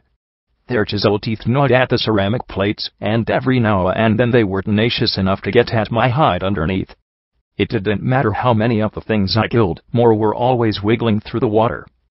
Thorny briars wound around the stones, and there were strange mushrooms growing in the cracks. Deep croaks periodically shot out, making me jump. The skitter of rad roaches and the buzz of bloat flies were everywhere. I'd finally found a place around Hoofington teeming with wildlife, and all I wanted was to drop a balefire bomb on it. Wait, teeming with life. I paused, feeling something nibbling at my hoof. Maybe a little bit of glory had rubbed off on me, but I levitated out a healing potion and held it before my eye. In my experience, a healing potion only lasted a few days after being brewed by a unicorn with the healing spells. It had been milky purple when I'd purchased it. After 3 hours, I expected the color to fade a little or maybe for it to become more transparent. Instead, I found it still milky purple. I looked to the west. Here, it was impossible to tell where the river ended and the marsh began, but the black towers of the core were still visible. Conventional wisdom was that enervation was the result of magical contamination, that too many experiments, and spells and bombs, and wars had just created the synergy that sucked the life out of everything. If it didn't kill you, it'd sicken you till something else did. But what kind of accidents or magical contamination could have produced that cave with enervation so strong it made Glory's wings simply drop off? Ow! I lifted my hoof to see a black leech the size of my horn chewing into the base of my hoof. Flicking it off with my sword, and batting its friends off as well, I kept moving. My depth perception was lousy. Past 20 or so feet I was alright, and inside 3 feet I could guesstimate, but between those two, things were off. I wondered if it had been the taint that had gotten my eye, or the enervation. The enervation was strongest within the core. Maybe something had happened that made it originate there. The magic shields or something reacting with the mega spells going off under the city. Maybe one of those mega spells had been an enervation spell. Except Chapel, the arena, this bog, they were practically next door to the core, but had green things still growing. Meanwhile, places like Frankfurt were miles and miles from the city, but were virtually sterilized by the enervation fields. Could a mega spell nuke the city core itself, and splash across the entire area at random? I couldn't envision it. And one would think that, after 2 centuries, the enervation fields would weaken. It would require some sort of heavy-duty mega spell-level magic to keep them going after all that time. But I never hear DJ Pond 3 talking about enervation away from Hoofington. So it's not something natural, either. I rubbed my eye patch. Maybe having my brains rotting was making me smarter. How's that for irony? If it's not accidental, and not something that happened in the core, there must be some other source of enervation. But what? Even my tainted old brain wasn't figuring that out. Then there was a splash as a frog twice the size of my hoof landed next to me. It swam onto a grimy rock and climbed atop it, facing me with green glowing eyes, as it let out a low croak. "Ribbit you two," I muttered, as I kept walking. It followed, hopping from rock to rock, as it kept pace with me. I stopped. It stopped. I moved. It moved. Okay. As Scotch would say, creepiness factor rising. My main was giving it a 6.2 on the itchiness factor. It let out another long low croak, and 2 more swam over to climb onto the stones. These 2 were even larger than the first. In unison, they let out another long croak. Creepiness factor approaching shooty levels, then a pair of briar bushes were shoved aside, and a massive frog easily the size of 4 ponies pushed its head out. Bray work. It croaked, and then opened its mouth wide. Long yellow fangs glistened, as its tongue shot out and connected with my barding. It stuck fast, and I was nearly dragged completely off my hooves as the muscle contracted. My hooves slid through the muck towards that pony-sized maw. I do not need this right now. Sword met tongue in desperate slashes, but the flesh was almost as tough as cable. I'd nearly been dragged completely into its mouth before the tongue severed. Steadying myself, I brought the shotgun up and blasted it, but the peppering darts didn't seem to do more than irritate the monstrous frog. Its bloody tongue disappeared into its mouth, and, with an enormous splash, it launched itself into the air. If the meal doesn't come to the froggy, my braces clattered as I barely staggered aside and reloaded flechettes. These didn't appear much better than the buckshot. As I watched, yellow bile seemed to ooze from the frog's wounds, and they were healing almost before my eyes. Okay. Shotgun wasn't working. I couldn't get enough range for the rifle. I had no idea where its weak points might be. Crap. The giant frog gave a short hop and rammed me. The yellow ichor burned where it touched, and I kept moving back more and more. The water was getting deeper, and it was moving me around towards the river, its bulbous green eyes never leaving me. It knew exactly what it was doing. Once I was swimming more than walking, I'd be easy prey. Well, since they were the only things I could see, I slipped into SATS and targeted a blast at each round eye. But as I fired, the eyes retracted into the critter's skull. Cheater! I shouted, and pulled off a hoof-sized leech, then tossed it into its mouth. It bit down, and I watched the black slug nearly liquefy instantly in its acidic spittle. Glad I hadn't tried the let it eat me and shoot it from the inside plan. Not good, I said, as I tossed leech after leech into its mouth. Okay, technically this was feeding rather than fighting, but so long as I wasn't eaten myself I was still okay. I even managed to scramble into shallower water, but the giant frog looked like it was getting bored with appetizers. Its tongue flashed out again and smooshed against my chest, the tip fully healed. I dug in my hooves, but it simply waddled towards me, ignoring my frantic shots. Get down. My ears swiveled behind me. It couldn't be. Thump. I dropped into the muck as a grenade flew over my back, and into its mouth. Its eyes bulged, broke, and then it exploded in great bloody chunks. I rose from the churned water, a leech wiggling across my face looking for something to bite for a second, before I tossed it aside. Then I looked back behind me at P-21 walking through the chest-deep muck. He slung persuasion, as he trotted through the muck at me. Are you okay? P-21 asked, as he put a hoof on my shoulder. I stared at him for a long moment, then hugged him close. I thought you were doing the smart thing, and going back to chapel. I sniffed.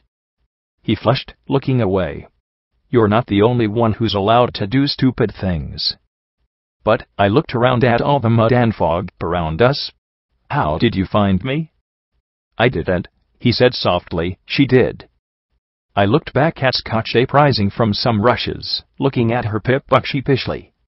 She looked shaky and scared but trying to keep up a brave face. Well, like you said.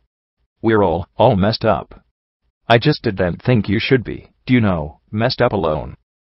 I looked at the rest of the weeds and thorns.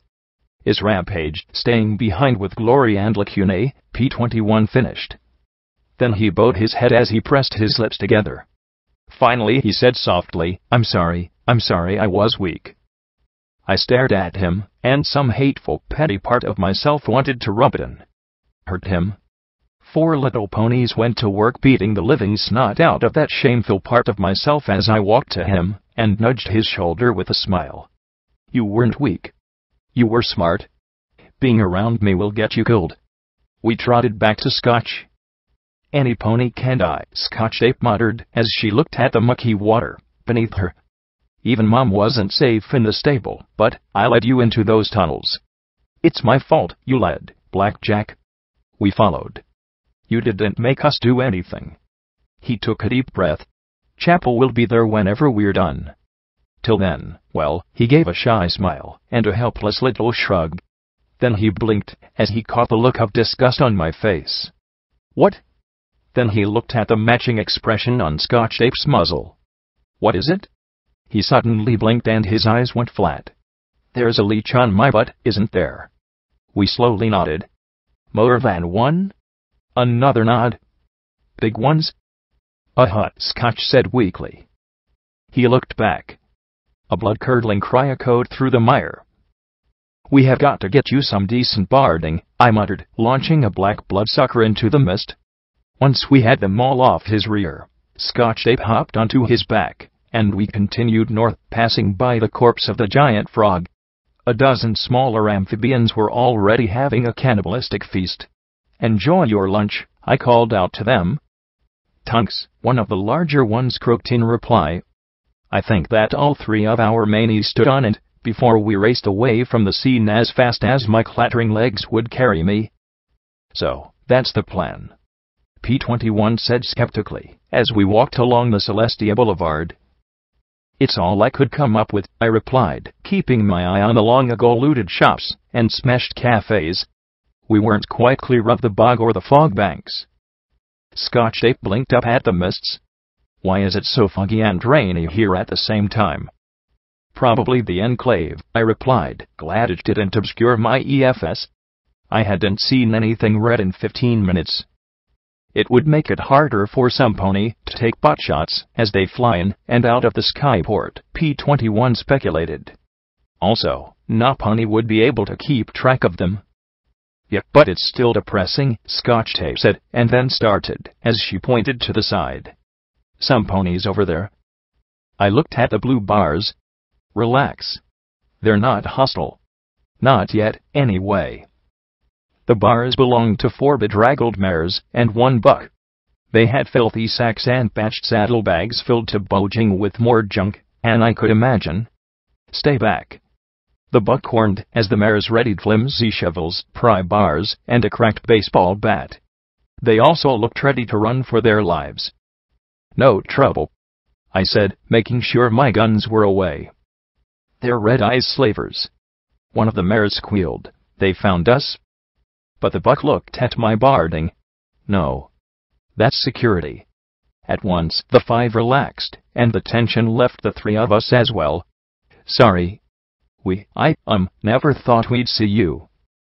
We're on our way to the Rainbow Dash Skyport, I said, trying to look as friendly as I could. You thought we were slavers.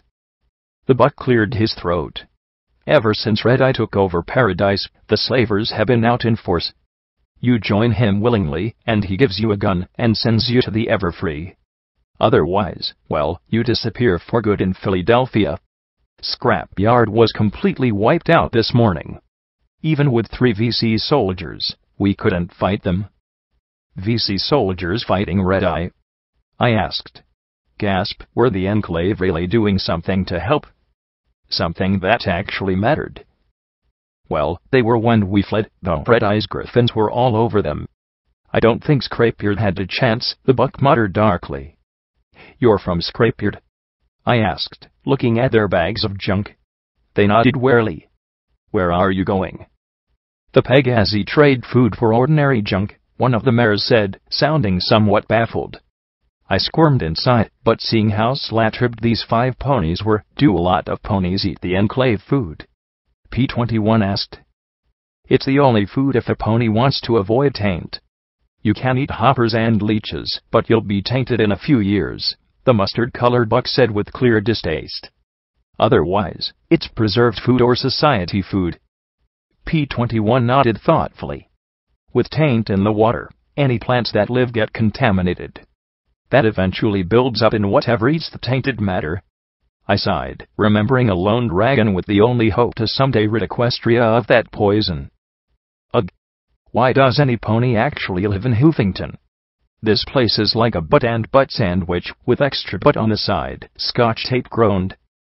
I'd go back to Gutterville, if I could, not sure if it's still there with Red Eye, but still, better than here, one of the mares opined. I had to agree, though my home was currently saturated with chlorine gas. Food trade, medical aid, or other business? The bored Puce Pegasus asked from behind her counter, as we shuffled through the Skyport gate. The huge rusting hulks of several massive sky wagons formed an impenetrable wall along the remains of the chain-link fence. If it took 2 Pegasi to lift a vertebrae, then I imagined it would take teams of Pegasi to pull one of these from Manhattan to Hoofington. I thought that the fog would lighten up the closer to the airport we got, but everything here was shrouded in mist so thick that you couldn't see 20 feet in front of your nose. From the blue bars on my EFS, I could tell there was some pony overhead. It made my mane twitch. Food trade, each of the ponies from Scrapebeard said in soft, respectful tones. And medical, please. The puce Pegasus pressed her lips together tightly as she issued them each a green collar and red collar. Follow the green lines to the trading station. Follow the red lines to the medical station. Next. She snapped, sending the ponies following lines painted on the cracked tarmac. Then her eyes took one look at me and widened in shock. Pew. Pew, pew. You white-trotted to the counter, leaning against it, I staring into hers as she stammered. Other business, I said with a grin. Pew, you can't be here. You're that terrorist, she said, as she licked her lips. I could make out vague outlines in the mist atop the sky wagon hulks to either side of the gate. I'm not here to cause trouble, I said in an even, calm, civilized, not going to shoot you unless I have to voice. What are you here for, then? She asked, swallowing, and looking at P21 and Scotch tape, as if they were going to suddenly pull out death rays and start blowing things up at random. I'm looking for the pony in charge. If you'll tell me where to go, I'll get out of your mane and let you get back to boring everyday work. I smiled as comfortingly as possible. Okay, maybe there was just a little shootiness in my grin. She looked at 2 other mares processing the visitors, then swallowed and pulled out 3 yellow collars. Please put these on. I glanced at P21, levitated them over each of our heads, then smiled at her again. My cooperation seemed to disturb her even more. Sometimes, you just couldn't please a paranoid Pegasus pony. This way, she said, as she left the counter, and followed a yellow path painted on the ground. I had to admit, it was an efficient way to manage ponies. Any pony on the wrong trail would get noticed right away. Thank you, P21 said softly, but the puce mare jumped anyway. Come again? She asked in confusion. A vertebrae landed beside us in eerie silence, and Scotch tape gaped at the missile pods and energy cannons. He glanced at me and Scotch. Thank you for helping these ponies, he elaborated. Oh. That. Her nervousness gave way to a little irritation. You're welcome, I guess. She looked sharply at Scotch tape. Stay clear of the vertebrae, please. Something the matter? I asked, watching as the Pegasi started to load the vertebrae with what appeared to be heaps of scrap metal and other junk. She shook her head a moment as if trying to think of something to say that wouldn't get her shot. Just not how I imagined it. Always hungry ponies, always sick, dirty, smelly, a lot of them crazy or violent, she said, then swallowed. I just thought it'd be, I don't know, different. What did she expect? A nice orderly stable meet? This is the wasteland. And this is the hoof. Worst of the worst. I almost got eaten by a giant frog just an hour ago. A frog? How crazy is that? And before that, I was nearly eaten by a mechanical abomination. She looked a little uncertain, and I gave a half-smile. So, if there's any place in all the wasteland that needs your help, this is it. It's really appreciated. She brightened a little, and while she wasn't exactly friendly, she stopped twitching at my every move. The yellow line led to the terminal, and once inside, I felt my spirits lift immensely. That perpetual fog was gloomy, even for Hoofington. Once inside I saw a number of terminals, monitors, and, of course, Pegasi of all colors flying around the large open-aired building. Some pony had hung a banner across the Rainbow Dash, part of Rainbow Dash Skyport, that now read, Thunderhead. A cloud split in half by a lightning bolt motif was on every crate and terminal. There were also flaws. Most of the ponies I saw looked tired, unwashed, and strained. Weapons were of poor quality and every pony wore threadbare uniforms. There was a general feel of malaise and frustration in the air. I saw a grand total of 3 suits of power armor, and they were looking more like they were keeping an eye on the Pegasi, and looking for trouble. more than a few looked almost afraid of the scorpion-tailed armored ponies standing above them with their beam rifles. I also wasn't much of an engineer, but the Thunderhead power armor looked fancier than the power armor of the Navarro Enclave. More little flashy bits and a shinier finish made me wonder if their armor was newer. I had to admit, the disintegration rifles following me really made me wish they weren't nearly so fancy. The Puce Pegasus lead me to an office door marked Security. That made me smile. Lieutenant? It's the, she glanced at me. Terrorist? The one who attacked Myra Mare? Terrorist? You blow up one vertebrae, and suddenly every pony's convinced that you're a complete monster, I muttered dryly. You did what?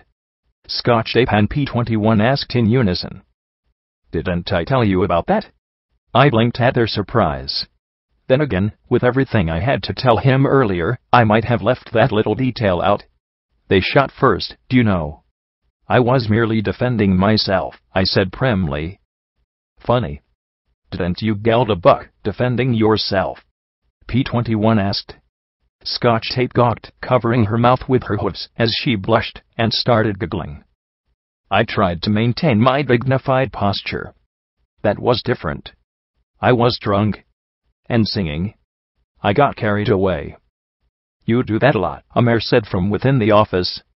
The Puce Mare stepped aside as I slowly trotted into the office. It couldn't be. The Navy Mare behind the desk narrowed her eyes as she looked at me evenly. Sergeant Wind Whisper. The Puce Mare stammered her farewells and quickly stepped out, closing the door once we'd entered. Behind the sergeant flashed a dozen screens of various sections of the skyport. I was disappointed not to see the pony I was after in any of them. It's Lieutenant. Now, though being lieutenant of the volunteer corps is like being captain of a Griffin-Dunn cleanup crew. After Myra Mare, a lateral transition was called for by my superior, she said, as she glanced at P-21 and Scotch. I don't see your Dashite friend. Her report was filed that she was dead, but, oddly enough, every report on your activities always has you in the company of a grey Dashite with a purple mane and matching eyes. You've been spying on me? After all that you've done? She laughed, of course. I have a pony on staff whose job is to keep track of all 5 of you. You destroyed a vertebrae with an unknown weapon of frankly terrifying destructive power. I'd be an idiot to not keep track of you, she said, as she stood and trotted to the fridge to get a small wire basket with 6 sparkle colas. Not an easy job, since our last report had you in chapel yesterday, and yet here you are.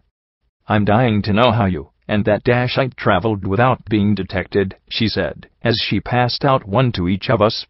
Really? Chopping her mane, putting on some barding, and calling herself Fallen Glory? Yep, I guess that wasn't the best of disguises, I agreed, rubbing the back of my head awkwardly, as I popped the caps off our bottles and swept them into my pouch, adding sternly, but she's not a Dashite, Wind Whisper.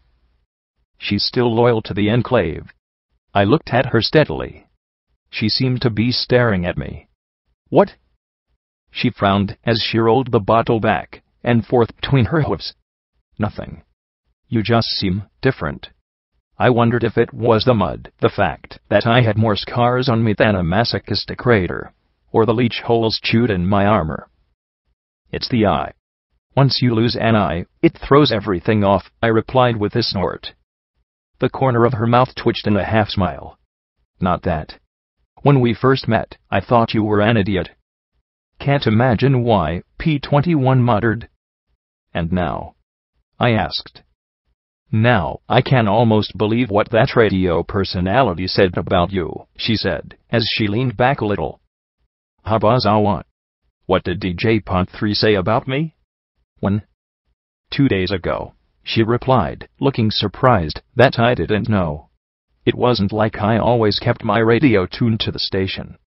She reached over to the terminal on her desk and started typing. A moment later, DJ Pont 3's voice crackled to life. Do you know, I'd go to jail for listening to this back in Thunderhead, she said, as she sat back. Like to take a moment to talk about a word I hear thrown around a lot. Hero. I know. I can hear you from here, but DJ, You use that all the time. I know, My Little Ponies, but let me tell you exactly what I mean when I use the word. In post-apocalypse, every pony struggles to stay alive and to protect whatever they can. Sometimes it's all a pony can do to get by for themselves, let alone their children. And it's even tougher if they can survive while preserving their sanity and decency. Not every pony can. But every once in a while, a pony comes along willing and able to give something of their own to help preserve the life of some pony who can't make it. Sometimes, it's nothing more than a bottle of purified water to a thirsty soul. Sometimes, it's a kind word to some pony who's been living hard and rough for too long. And sometimes, just sometimes, it's a pony willing to take a bullet so some pony else doesn't have to. Who deals bloody vengeance to an pony who thinks that other ponies are fair game. Who's willing to give their life, just because they can. I know you probably think I mean just the stable dweller, but she's not alone. There's her friends as well, fighting the good fight beside her. There's ponies from Trottingham to Stalliongrad willing to give their own pain and suffering to make life a little better. And there's some ponies called to sacrifice things that you or I never imagined. Some of you may recall a few days back about an army of psycho raiders rampaging all over the northwest corner of Hoofington. I know most of you get the jitters just thinking about them, but when we're talking Hoofington raiders, they won't kill you. They'll eat you, and worse. That's right. 100 or more bloodthirsty, pony-eating psychos spreading out with nothing to stop them. Nothing, that is, but the Security Mare. She went right to the heart of their territory and stopped them cold. Now I know what you might be saying, give me a few crates of ammo and some guns and I'd do the same. But what you folks don't realize, what I didn't realize, was that those raiders weren't just a bunch of psychopaths. They were a stable full of hundreds of ponies all looking to treat the wasteland as their personal buffet. And not only that, children, you see that stable. It was Security's home. She didn't just stop hundreds of ponies willing to kill, rape, and pillage. She stopped her friends, her family, every pony she'd ever known, before leaving to bring justice to the hoof. All to help ponies who a few days earlier had hounded and hunted her for a whole mess of bottle caps. And that, My Little Ponies, is what I mean when I use the word hero. If there are ponies able to do that, then what excuse do any of us have not to give a bottle of water, if we can spare it, or a kindly word, if we can share one? Food for thought, children. This is DJ Pond 3, bringing you the truth, no matter how bad it hurts. I stood there a moment, stunned as Wind Whisper just watched me. That wasn't the truth. She'd left out that they weren't traitors yet. That I tried to kill myself along with them. What the hell, Homage, how can you call that the truth? It's true, Scotch Tape said quietly, and I jerked, looking at her with my heart pounding in my chest and feeling my breath catch in my throat. They all went crazy, killing and eating, and worse. And she stopped them. No. That's not how it happened. I murdered them. I killed foes. And I doubt even the Enclave could have stopped them. They were set to sweep all across Hoofington, P21 said quietly, as I bowed my head, shaking, and making the braces clatter. I clenched my eyes shut. I wasn't a hero. I wasn't. I was just a stupid mare, too dumb to die, too stubborn to kill myself, and stupid enough to throw myself in harm's way, over and over again. I see, Wind Whisper said in a softer, less cynical voice. Well then, in light of that, what can the Enclave do for you, Security? Think of glory. Remember the plan.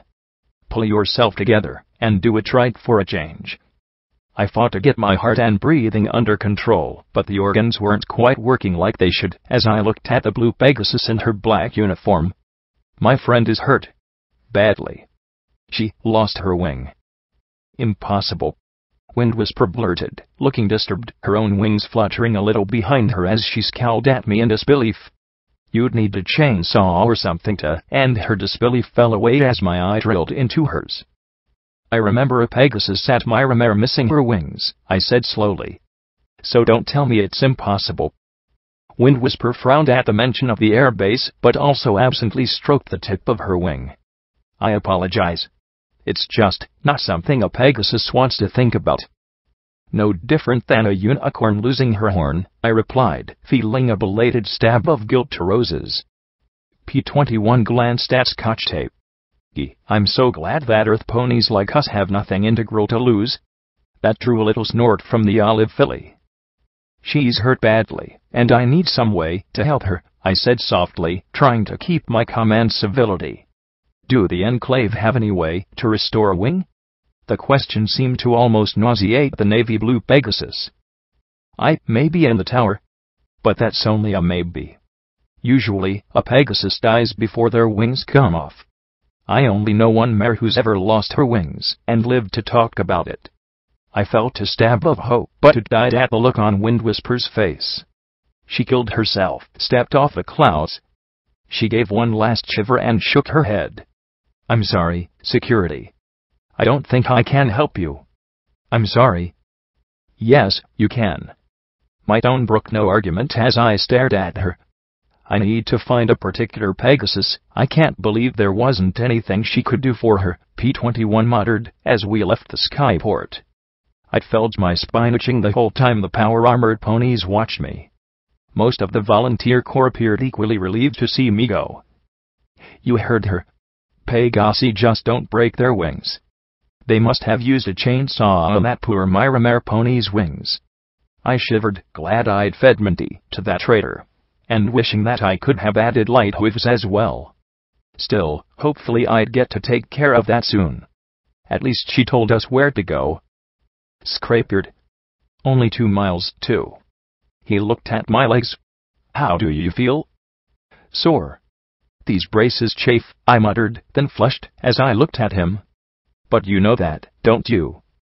I have to admit, I'm glad to have it off, he admitted with a chuckle.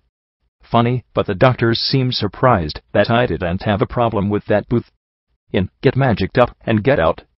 Wish we had one in 99.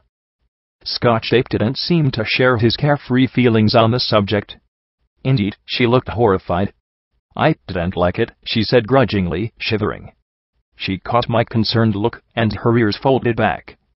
I thought it was going to eat me, P21 snorted, and I smacked his rump hard with my tail, making him jump. Scotch, it's all right now. I don't know what that thing was, but I shot it with the strongest damn gun in Equestria. It's gone. She shivered and nodded, but didn't look particularly convinced. I supposed it was hard to believe that monsters didn't exist when you were nearly eaten by one. Walking due south through the Enclave's fog bank, I was glad to be heading uphill, and into drier land. We still couldn't see further than 20 or 30 feet, but I suspected we were entering some sort of industrial district. We passed by one of the yawning entrances to the Green Line, giving it a wide berth.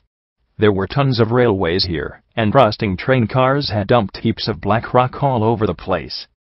There were also red bars out here. Scotch Tape and P21 moved quietly on their hooves. Me? I clicked, and rattled, and clattered with every step. I glanced at them and nodded for them to hang back a little. I really wanted to get some barding for him. She at least had that utility barding.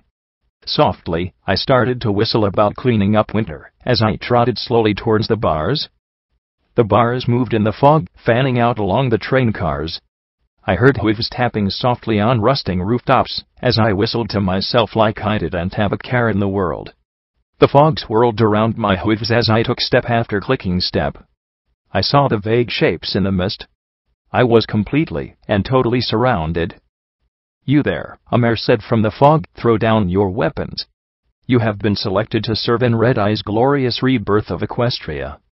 Step by step, a creature emerged that I'd only seen in the memory, one half a predatory bird, and the other a powerful cat. She decorated her plumage in bright red paint, and the power armor she wore was decorated with a bright red eye. A pair of miniguns pointed right at me, and I doubted that my dinged-up armor would last long. Why couldn't I ever have cool power armor, Hut? Yeah. Sorry. Can't do that. I got a friend to help, I said, as I picked out the other half-dozen red bars. There were also 2 blue bars. Maybe next time. She scowled at my response. Maybe you don't understand. We're not giving you a choice. I looked at the griffin and then smiled. That seemed to make her even more unnerved. What's your name? You don't need to know my name. Now throw down your weapons. Her gun's motors hummed as she revved them threateningly. My eye locked with hers and I repeated in an even softer tone, "What's your name?" She glanced up at the ponies ready to blow me away. Scarlet. Scarlet. Lovely name, I said, as I kept staring at her. Clearly, I wasn't following the script. Scarlet, my friend is hurt, and she needs my help, and you are slowing me down. I'm the Security Mare. I've killed hydras, blown up vertebrates, and put a monster pony through a rock crusher. And you are in my way. So, please, go away.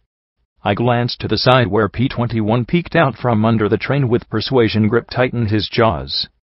Unfortunately, the glance seemed to break the spell. Kill her, she shouted.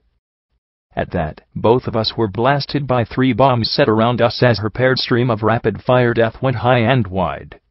A heavy thump filled the air, and she barely took to the sky before the grenade launched her end over and to arc out over the train cars. The last 2 struggled to recover as I rose to my hoofs and gave each a faceful of buckshot. In less than 10 seconds, the ambush was annihilated. I frowned at P-21. Is it just me, or are we getting really good at this? Well, it's not like it was hard with all of them staring at you, he said, as he dug through his bags for another brick of that gray explosive.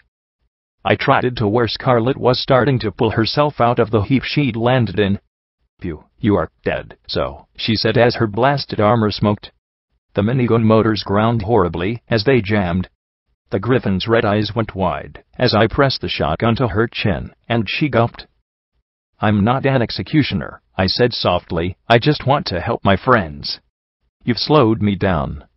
I take it there are more of you at Scrapebeard.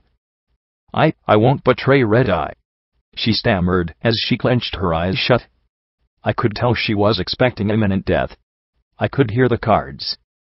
I can respect that, I replied, pulling the gun from her head.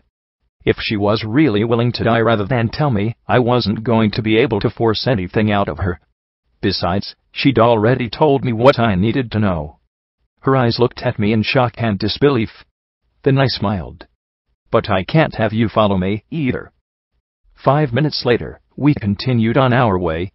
I'll kill you. We will have our revenge. I swear, I'll get you for this if it's the last thing I'll do. It had taken 2 rolls of duct tape, a broom handle, a plunger, and a half-dozen tubes of Wonder Glue, but I doubted that she'd be getting her revenge any time soon. I know it was silly, juvenile, and an utter waste of time, but the 3 of us enjoyed a good laugh. 4 little ponies in my head joined in as the dealer sulked in the back of my mind. Okay. This might not be so easy, I muttered without a smile on my face as I stared at the village of Scrapebeard. It had apparently been a junkyard even before the war, and half-ripped-apart sky wagons were stacked up as ad hoc apartments next to a large factory-style building. There had to be 20 ponies on the ground, and 3 griffins were watching from the roof of the factory. Gunfire cracked from the ponies in the thinning mist towards the open building. It was returned with pink disintegration bolts. There were a couple bodies and a few heaps of pink sludge, but I didn't think they were slavers. I scanned the compound with my scope and located 2 ponies guarding one of the locked-up sky wagons. Jail. The ponies we'd met had said that the slavers were taking every pony they could get their hooves on. No sense in slaughter. I looked at P-21. Okay, I need a smart pony now. A smart pony would be back at the college, he muttered, as he peered through his binoculars. Looks like the Enclave isn't done putting up a fight just yet. Those griffins are keeping them grounded. Probably waiting for them to run low on ammo and try to make a break for it. That sky wagon's filled with prisoners, I think. And that one is probably holding their commander, judging by those runners going in and out. Oh, that was a little detail I missed. He looked at me. Do you still have that spell thingy? I have many thingies. It's sometimes hard to keep them all straight, I said, as I showed him my inventory. He smiled a little. Is there a plan? That looks like a plan, I asked with a grin. He frowned back at me. There is, but you're not going to like it. And he explained it to me, drawing it out in the dirt. Forget it, I shouted, stomping my hoof on his diagram. Unless you've got an extra pip buck on you, she has to, he said, as he pointed a hoof at me. All she has to do is get it there. I seethed at him for even suggesting this. This was bordering on following Blackjack, reckless. Scotch wasn't looking very sure about it either. P21, this is your daughter we're talking about, I said, gesturing to her with a hoof. How could he suggest that she, what? Scotch tape gaped at him, her eyes popping wide. Aw crap, P21 closed his eyes and shook his head as he clenched his jaw. I could almost see the curses he suppressed. The olive filly just gaped at him, then at me. You're my sire, he said flatly. And that's it? P21, I began, but then he gave me his shitty look. It was better than mine. Scotch Tape stared at him in amazement, but he refused to look at her. Slowly her eyes drooped along with her ears. But, Scotch Tape looked at her hoofs. Why didn't you tell me? The blue buck sighed. To avoid all this, he said, as he gestured around the three of us. And of course Blackjack picks now of all times to bring it up. I thought you'd forgotten, I said, feeling worse for Scotch than I had before. Mama always talked about you, she said, as she stared up at him. She said she loved you. That's nice, he replied, glancing at her with a scowl. I didn't love her. She could teach me what I needed to escape. She was tolerable. But she just used me just like every mare did in 99. He sighed. Forget it. I'll do it. You don't have a pip buck, I reminded him. I'll do it, and then I'll do it, Scotch said at once, silencing both of us. But I began, but she gave me a hard, hurt look. Short of tying her up, there wasn't any way I was going to get her to not do her part of the plan. Fine. I'd better hurry, then, P21 said, as he took off his saddlebags and dumped out the contents. He fished out some wires and a spark battery, and started to work. He focused with such a great severe look that Scotch Tape just sat back with her eyes on her hoofs. I kept my eyes open for more red-eye patrols. At least that way the only ponies I'd hurt would be the bad guys, I hoped. 2 saddlebags lighter, I took position as close to the factory as I dared. I set up in a notch behind a tub and a refrigerator, and took sight at the ponies firing away at the Pegasi trapped within the factory. The griffins were looking bored, and there were fewer and fewer disintegration bolts coming out those doors. I didn't think it'd be long now. Looking through the scope, I watched as a few faint hoof marks appeared in the dirt approaching the scrapped sky wagon that looked like it was being used as a headquarters, or something. There were ponies coming and going at regular intervals, bringing out more ammo. If it wasn't a headquarters, then at least it was an important building. I had no idea how long the stealth buck lasted. Was it 5 minutes, or 3? I didn't think it muted sound. It didn't matter, though. She was determined to do it. If I'd just kept my mouth shut about P21 being her father, come on, Scotch. I looked at the jail. 2 of Red Eye's ponies had brought another struggling young mare with bloody flanks, and tossed her inside a few minutes ago, confirming P21's theory about the building's function. P21 was somewhere over there. I knew better than to even bother trying to look. I swept my scope back to the first building, licking my dry lips. Then the door opened, and out came a mare with an ammo box in her jaws. The door swung closed behind her, but then bumped open for just a second before closing completely. I stared at the door, feeling lightheaded. Then an orange pony bucked my brains and reminded me not to be an idiot and forget to breathe. It had been 3 minutes, it had to be. I checked my pip buck. No, 2.5. Damn it, Scotch, get out of there. Ammo mare trotted back towards the door. She shoved it open with a hoof, just as a buck was exiting. I almost relaxed, but then I stared at the 2 just standing there, talking in the doorway. Come on, in or out, damn it, I muttered as I stared at the 2. It had to be 100 feet, and if I started the party early with the rifle, I narrowed my eye. I'd never tried to take a shot with my magic bullet at a range like this. Pressing my lips together, I focused like I never had before. I pressed my hooves to my temples as I dropped into SATS and targeted her rear leg. I wondered if I'd already passed my stupidity quota for the day. Oh, fuck it. The magical bullet streaked across the space between us with a sharp crack and smashed right into the rear of her leg, above her hoof. I fell back against the scrap, feeling like I just got bucked upside the head and had a basket of apples tumbling out of my nose. Oh, never mind. That's blood. From the yells and screams, confusion raged at the door. No one seemed to be screaming for a sniper, though. I poked my head up and peered at the ground next to the sky wagon. A tin can lying on its side just seconds ago was now upright. The signal that she'd gotten clear. I looked at a sparkle cola bottle on top of the refrigerator. All I had to do was set it upright. Just set it upright. Something exploded in my head, and stars danced in my vision as my horn flared and went dead. I lifted a shaking hoof to my brow, checking to see if my horn was still there. I swallowed as I lay back. Apparently, that last spell had been too much for my little horn to manage. I stared at the bottle just 3 feet above me, trying to focus. The pain just built and built inside my skull while the bottle didn't budge a hair. Oh crap. Slowly, I shifted onto my hooves, the world spinning as I moved my head. I had to set the bottle upright. Every second I wasted was a chance for Scotch's presence to be discovered. I stretched out the rusty side of the fridge and carefully fumbled for the bottle. I bumped it, fumbled with it, and knocked it off the far side of the fridge. Rover had been right. Thumbs were better. I looked around for another bottle. Is some pony over there?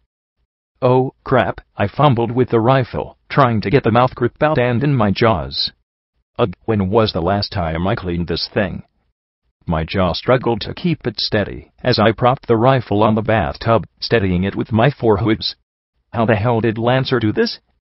Then a deep throaty roar of flame, shrapnel, and pressure erupted as the satchel charges within the command center went off. I thought I was a fair distance from the blast. I probably would have been too, but I'd ignored what a mare bringing ammo out meant. And there was a lot more than just bullets inside. The secondary explosion a second later rained flaming shrapnel over everything. Taurus rifle was dropped as I jumped into the fridge a second before half the flaming sky wagon rained down over scrapyard. My ears kept popping every time I opened my mouth. Then something slammed into the fridge and sent it flipping over down the slope.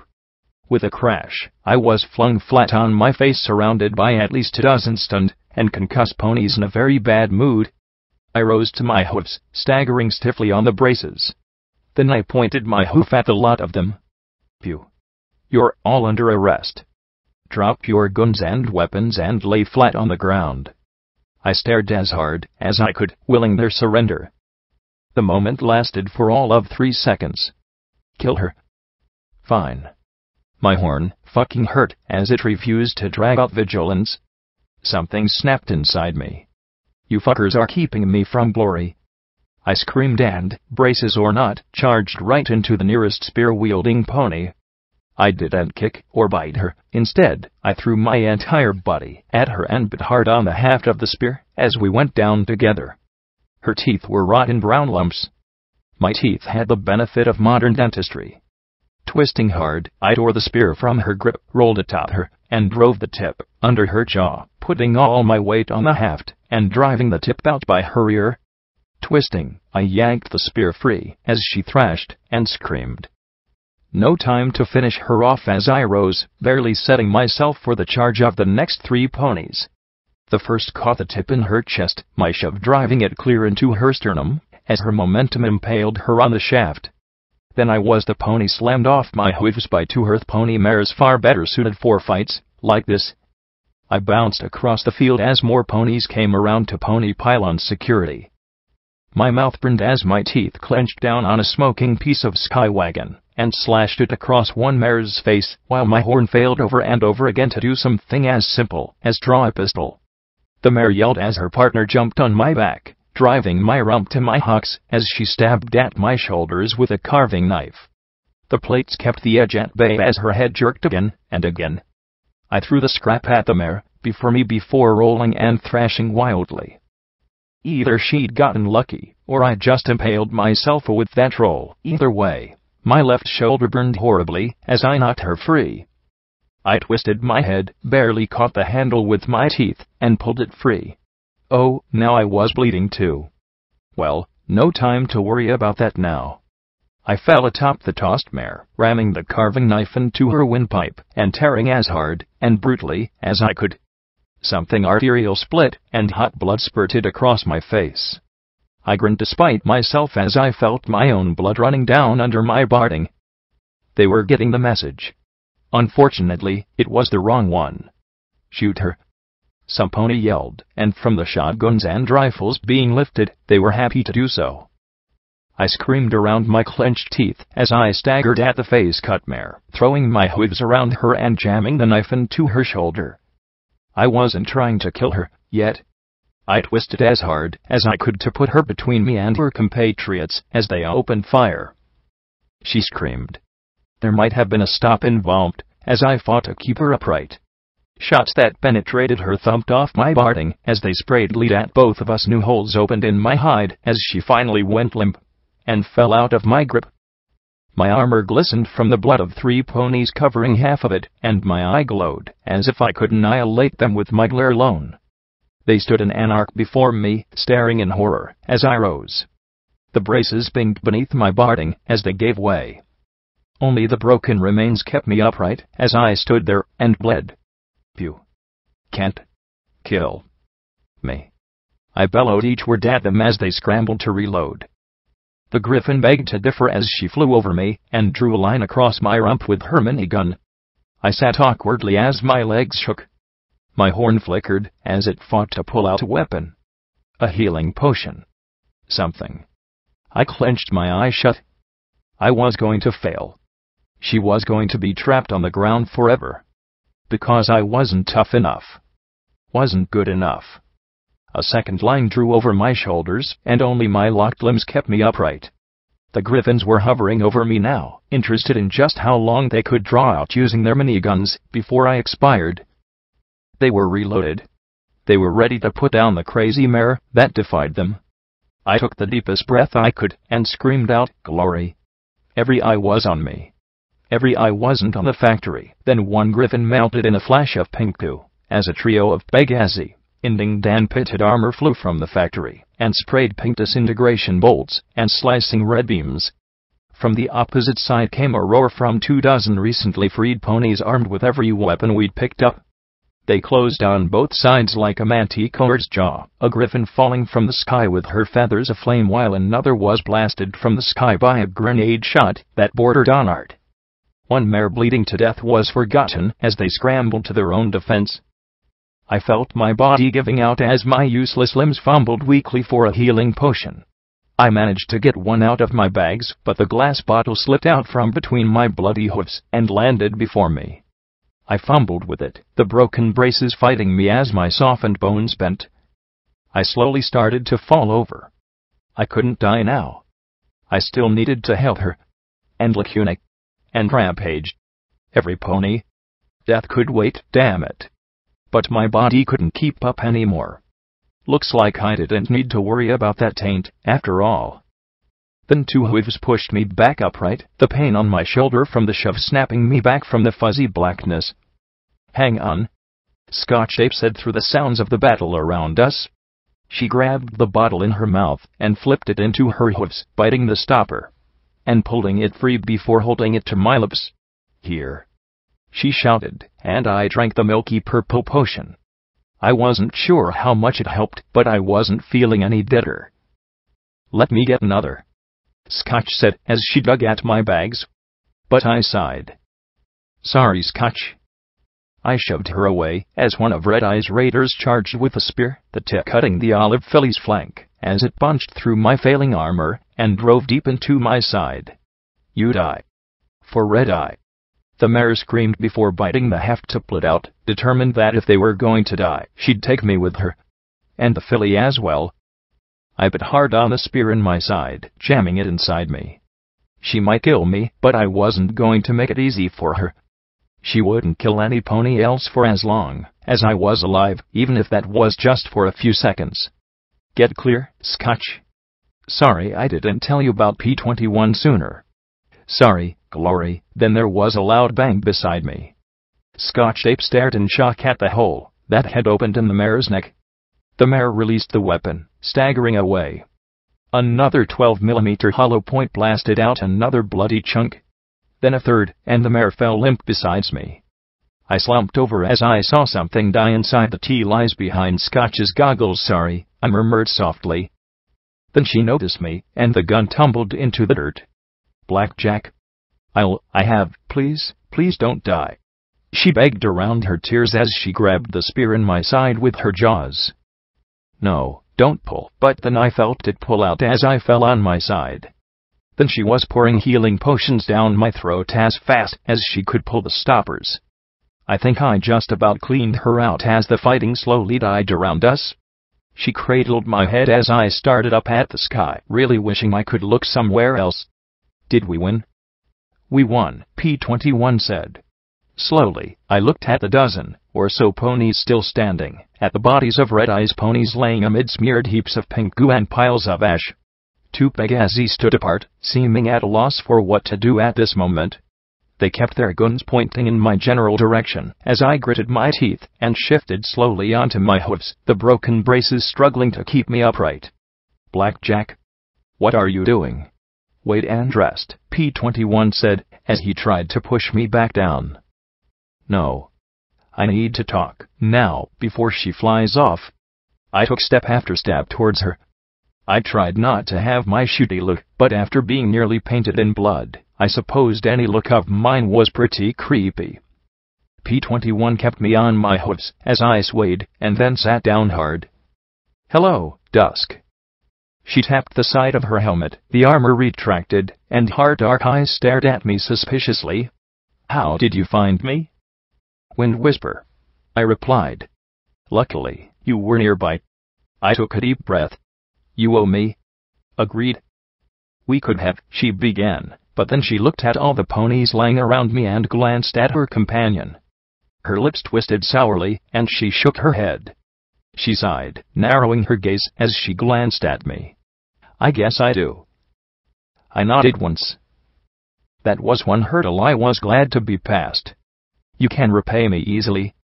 The dark Pegasus looked at me skeptically. "1. Help me back to the college. I'll tell you to when we get there." She certainly didn't look happy.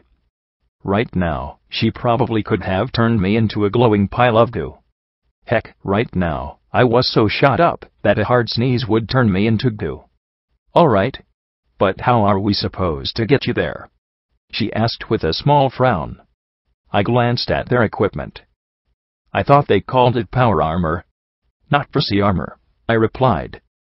Funny. I never thought I'd fly Pegasus Airlines again, but here I was slumping against Dusk as the pair winged their way through the cloud ceiling itself. Scotch Ape did all she could to keep me on the flying mare's back while P21 rode Dusk's companion, a mare named Lightning Dancer. "So, what was all that about?" I asked, as we flew by a particularly solid-looking cloud. I looked at the spire of white tipped with glowing amber talismans. "A lightning rod, I presumed. I mean, why were you fighting Red Eye?" "We're not. We have no interest in surfacer politics," Dusk said firmly. "Well, then, what were you doing in Scrapebeard?" I asked, and was quite proud of myself for not insinuating they were spreading tainted food. "Buying scrap, obviously." She glanced back at my incredulous expression. "I'm not sure if you noticed, but clouds don't have much metal in them." "But what does Thunderhead need with lots of metal?" I asked with a smirk. "Stuff," was all she said, and I doubted that I'd get more than that. "So if you don't care, why fight?" They attacked the town while we were negotiating salvage rights. Dusk answered sourly. We would have withdrawn, but their griffins forced us to bunker down inside that factory. They attacked with the full wing but left those three, once we were cornered, leaving them in big trouble till I came along. We flew through a fissure that nearly reached the bottom of the ceiling. Looking up, I could see a band of distant blue. Maybe it was blood loss, but I was finally getting over the urge to vomit as we made our way along. Then, through the fissure, I spotted a huge shape of odd uniformity, above the rest of the clouds, like a giant flying donut with its main axis perpendicular to the ground. The interior of the donut had been removed and replaced with tier-upon-tier buildings. Is that Thunderhead? I panted, marveling at the size of an actual city, like long ago. Not a village of a few dozen, or even hundreds of ponies, but tens of thousands. You're the second surface pony to see it, Dusk replied. It's amazing, I murmured. Then we were at the other end of the already closing fissure, and the sight was replaced by more gray. I imagined a smile from the pride in her voice. Yes, it is. Scotch Tape gave a sniff as her hooves tightened on me, making me wince. She hadn't said much since we'd lifted off. Are you okay, Scotch?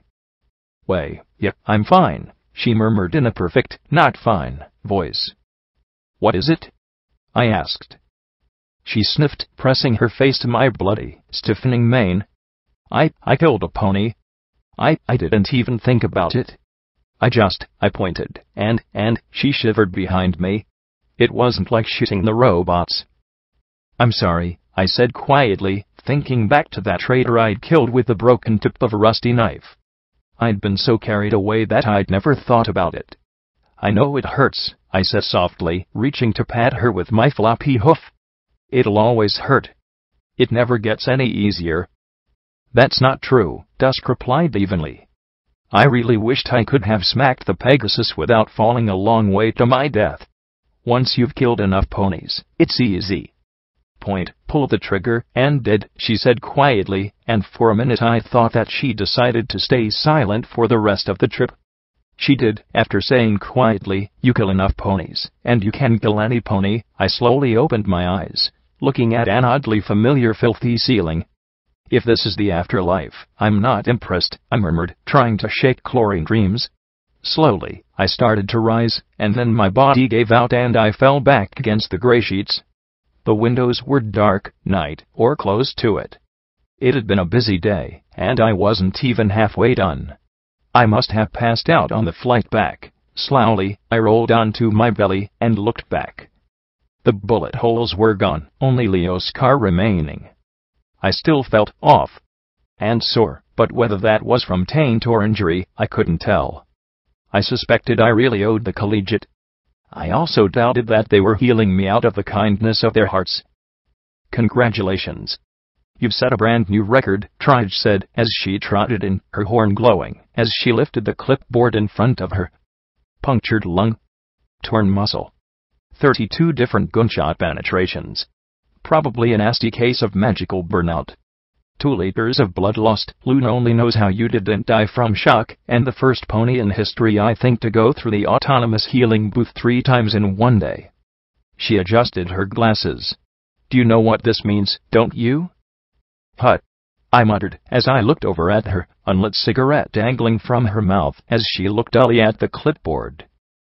Well, if you ask me, the scientific conclusion is inescapable, she said, as smiled at me. Suddenly, the glowing clipboard swung through the air to smack me upside the head. You are not bulletproof, she shouted, smacking me with each word. If you can't do this heroic shit without getting holes shot in you, then you need to quit and retire. She pointed the clipboard at my nose. If you're so set to die, then do it somewhere nice and quiet. What does it matter if I'm dead from taint in a year anyway? I shouted back at her, anger providing a wonderful stimulant. It matters, because every half-wit with half a brain hears all about your noble sacrifices, and next thing you know they're getting shot, stabbed, gutted, and killed by ponies, who have spent their entire lives preying on the helpless. And I'm the one who has to put their bodies back together. Even when they're rotting, drugged, or undead, I still have to put them back together again, she said, as she jabbed her cigarette at my face. It's crazy ponies like you who make my job difficult. I just stared at her. What, you'd prefer it if I'd let ponies die and get enslaved? Of course not, she said with every bit of as much contempt as I felt for her. I'd rather ponies stopped relying on heroes like you and the stable dweller and saved the wasteland themselves. Because every time that DJ starts to gush about how brave and wonderful you are, eventually, inevitably, you die, or worse, you become just as bad as the ponies you're fighting. Ever hear of the Iron Mare? How about Strider? Ranger Steel Hooves? Big Daddy? Each one a hero till they broke down, gave in, or gave up. One day, the glorious stable dweller and Security Mare will fail too. It's a fact of the wasteland, she said as she glared down at me. Any idiot with a gun can kill for a cause and get shot up for their trouble. How about an idiot who builds a school? Or runs a clinic? Or makes machines work? Oh, no heroism for them. They're just the poor schmucks who should be grateful for the brave hero till heroing gets too tough. If you think it's so easy, you do it, I countered. I don't think it's easy. I think it's stupid. You can get shot 10 ways to Celeste today, but how does it make the wasteland any better? She pointed a hoof. Your Pegasus friend is still critically depressed. That alicorn thing is catatonic. That filly is probably traumatized for life. You can't fix that with bullets. Glory. I rolled and scrambled out of bed and cried out as my legs buckled beneath me. There was a Pegasus in power armor, I gasped as I tried to lift myself to my hooves. They buckled again, and I sprawled on my side. I have to talk to her, I broke off in a cry of pain as my limb bent at a right angle, and I rolled onto my back, feeling the rubbery limb slowly straighten. Stop, Trixie said sharply as she wrapped my hoof in her magic and tugged it. Why do you do this? What masochistic messianic morality makes you try and walk when you can't? Why do you have to do this? She demanded as my limb slowly straightened. Because I have to. Because I owe her, I said, as I said there, eyes closed. I hurt her. I was stupid and selfish, and I got her hurt. I cost her wing. Enervation rot took her wing. And unless she's a fool, getting hurt is a part of life. So why are you doing this? Trixie asked, looking at me with a ghost of concern in her eyes. Because I love her, I shouted. I took a slow, shaky breath. I never loved any pony but myself. Never. But she's always been there with me. Even when it cost her her cutie mark. Even when it cost her her family and career. I've been beaten and battered and broken almost daily since I left the stable, and she's always trying to keep me going. To help me in my stupid, fucking quest, I said, as I lifted my pip buck and slapped the screen with my other hoof. I went limp and sighed, staring at that ceiling like it was a soiled sky.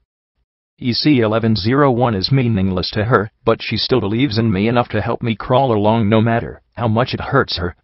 And I have to help her. I have to help all my friends. I'm tired of ponies getting hurt just for helping me. I clenched my eyes shut as I started to shake, and nothing was stopping it this time. She shouldn't get hurt for me. I'm not worth it. Trixie stood there with a half-lidded mask of an expression, before she took a deep breath and let it out slowly in a sigh. Wow. 200 years ago, I could have written a paper on your particular brand of crazy. She turned, and her horn glowed as she steered in a wheelchair. Well, your Pegasus friends have been waiting for you, and making every pony really nervous, so the sooner they're dealt with, the better. They haven't been causing trouble, have they? I asked with a worried frown. No, but it's no secret that if you want healing, you come to us, or the Enclave. Folks are thinking they're here to trash the place, or something. Makes every pony wonder, do you know? She lifted me into the wheelchair, and made me promise not to throw myself out of it this time. Is your horn working again? I looked at the chair and concentrated, then winced as magic sparks shot from the tip of my horn. Ow! I tapped it with a limp limb. I think I broke it. just burn out. It happens. Next time, don't push it so hard. Trixie waved down one of the nurses. The Pegasi outside, could you escort them up here? The nurse glanced at me sitting there looking like I'd been thrown down a few flights of stairs, and I gave her a smile. Can you take me to Glory's room? Time to do this. She's been completely non-responsive, Trixie said quietly as her magic pushed the wheelchair. Did every pony in the wasteland have stronger telekinesis than me? She won't eat. All she's asked is for us to leave her alone. She's badly hurt, I said as she pushed me to the door. Well, if she doesn't recover soon, we'll have to toss her out. Trixie caught my glare and returned it. Wasteland. Limited space. We fixed her flesh, mind and soul. That's outside my specialty. So I hope you can help her. You do? I asked, a little sarcastic. For some reason, cynical healers were really aggravating. She arched her brows coolly. Just because I don't appreciate cheap heroism doesn't mean I don't want to help ponies. I can't help her. I hope you can. I just dropped my gaze, chewing on my lower lip. Dusk and Lightning Dancer appeared in the hall, approaching with wary steps. Dusk's dark eyes stayed locked on mine, while Dancer's citrine ones looked around a bit more curiously. So, what's the second favor? Let's get this over with. I just nodded towards Glory's room. I need you to help your sister. Her pupils constricted as she jerked away from me. Go fuck yourself. Damn the promise. I launched myself from the chair and tackled her as the wheelchair went clattering down the hall behind me. Throwing my hooves around her neck, I counted myself lucky she sat down hard as I slumped before her, staring into her eyes. Listen. I hissed in her face, glaring like I could vaporize her with rage alone. I don't give a fuck about enclave politics, or tradition, or your own fucked up issues with pride or honor, or whatever you Pegasi call it. Glory is in there, and she needs your help. If she wanted my help, she shouldn't have become a Dashite. Dusk yelled in my face. I kicked her as hard as I could, which was honestly pretty pathetic as my limb bent under the blow. She lost her wing. I shouted back, and that statement shocked her far more than my physical assault. She got injured, and the enervation rotted it right off her body. So here is what you are going to do, I growled as I pointed to the closed door. You are going to go in there. You are going to talk to her. You are going to smile. You are going to make her happy. I don't care what you have to say, how you have to leave, or what you have to do. You are going to find some way to make her want to live, I said as I clenched my jaw, tears running down one cheek. Because I can't. Dusk closed her eyes. You don't understand. If any pony found out she's alive, Wind Whisperer already knows. She doesn't care. Don't you get it, Dusk? I said, as I felt my legs slowly give out beneath me till I was sitting. I've been where Glory is right now. It almost killed me. It would have if I hadn't forgotten about the gun safety. And the only thing that snapped me out of it was someone giving me something, anything, to live for. I bowed my head shamefully. I can't do it. I'm the one who hurt her. That's all I do, and she needs to live. I took a deep breath and stared into her eyes, once more. You're going to do this. And do you know why? Why? She asked, so stunned that the anger and attitude were momentarily abandoned. Because she's your sister, you love her, and you're a good pony, I said, trying to convince myself as much as her that it was true. You're her older sister. You have to help her. Dusk finally relaxed with an angry sigh. Fine. I'll try. Then she jabbed my chest with a hoof. But after this, we're even, no matter what happens. Got it? Just help her. You're the only one who can, I said, as I finally crumpled. This was it. This was all I could do. With a sharp glare at me, Dusk opened the door to her room, and stepped inside. Hey, Featherbrain, Dusk said, before closing the door behind her with her scorpion tail. I bent over as all the stress and strain of the day poured out of me. When had my life turned into near-daily dramatic trauma? You okay? Lightning Dancer asked, as she returned with my wheelchair. She used her scorpion tail to scoop me up and help me take a seat. She gave me a casual, easygoing sort of smile. Her citrine eyes and brilliant orange mane contrasted with her stark black power armor. I rubbed my face with my hooves and sighed. I haven't seen okay in a long time. I used to be okay. Heck, I used to be happy. Then I started thinking, and it's been all downhill from there. What can you do? She said with a shrug, nudging the wheelchair. So, you going to just hang out here? 'Cause if I know those two, they'll be at it for a while. Dusk and morning never could fly in formation together. No, I sighed and laid my head back, looking at the ceiling. Yeah, I need to see Lacuna. I don't have a clue how I'm going to help her, the big purple pony. She's down the hall, I think, she said, as she hooked her tail on the frame and trotted towards the far side of the building. If you don't mind my saying so, you're not like most Enclave I've met, I said with a little smile. Oh, you mean the serious, devoted, lightning rod of the rump attitude? She glanced back at me and grinned. Yeah. They were fresh out of rectal rods, when it came to me. Cost me some advancement, but, Dusk's more hardcore about that anyway. Who needs the stress?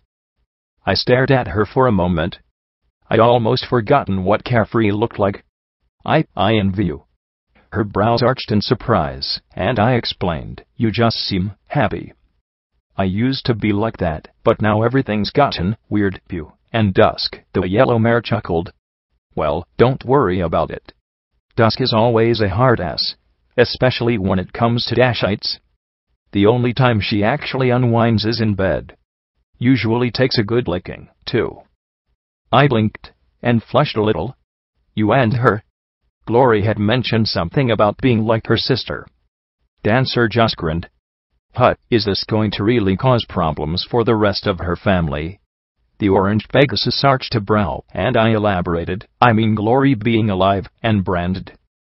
Lightning Dancer rolled her eyes. Oh, that. I told Dusk to let it go, but of course she just couldn't. She rubbed her chin in thought. I suppose it's a big deal 'cause of what happened with her mother. Her mother. I blinked in shock. What about her mother? Oh, her mom, Dawn, went dashite 10 years ago, she said calmly. Then she noticed me gaping in amazement. Lightning Dancer cocked her head in confusion. Hasn't Morning Glory told you about it? No, she hasn't, I said quietly, glancing at the closed door. No yelling. No shooting. I hope that was a good sign. She told me about her father, but, well, it was one hell of a scandal.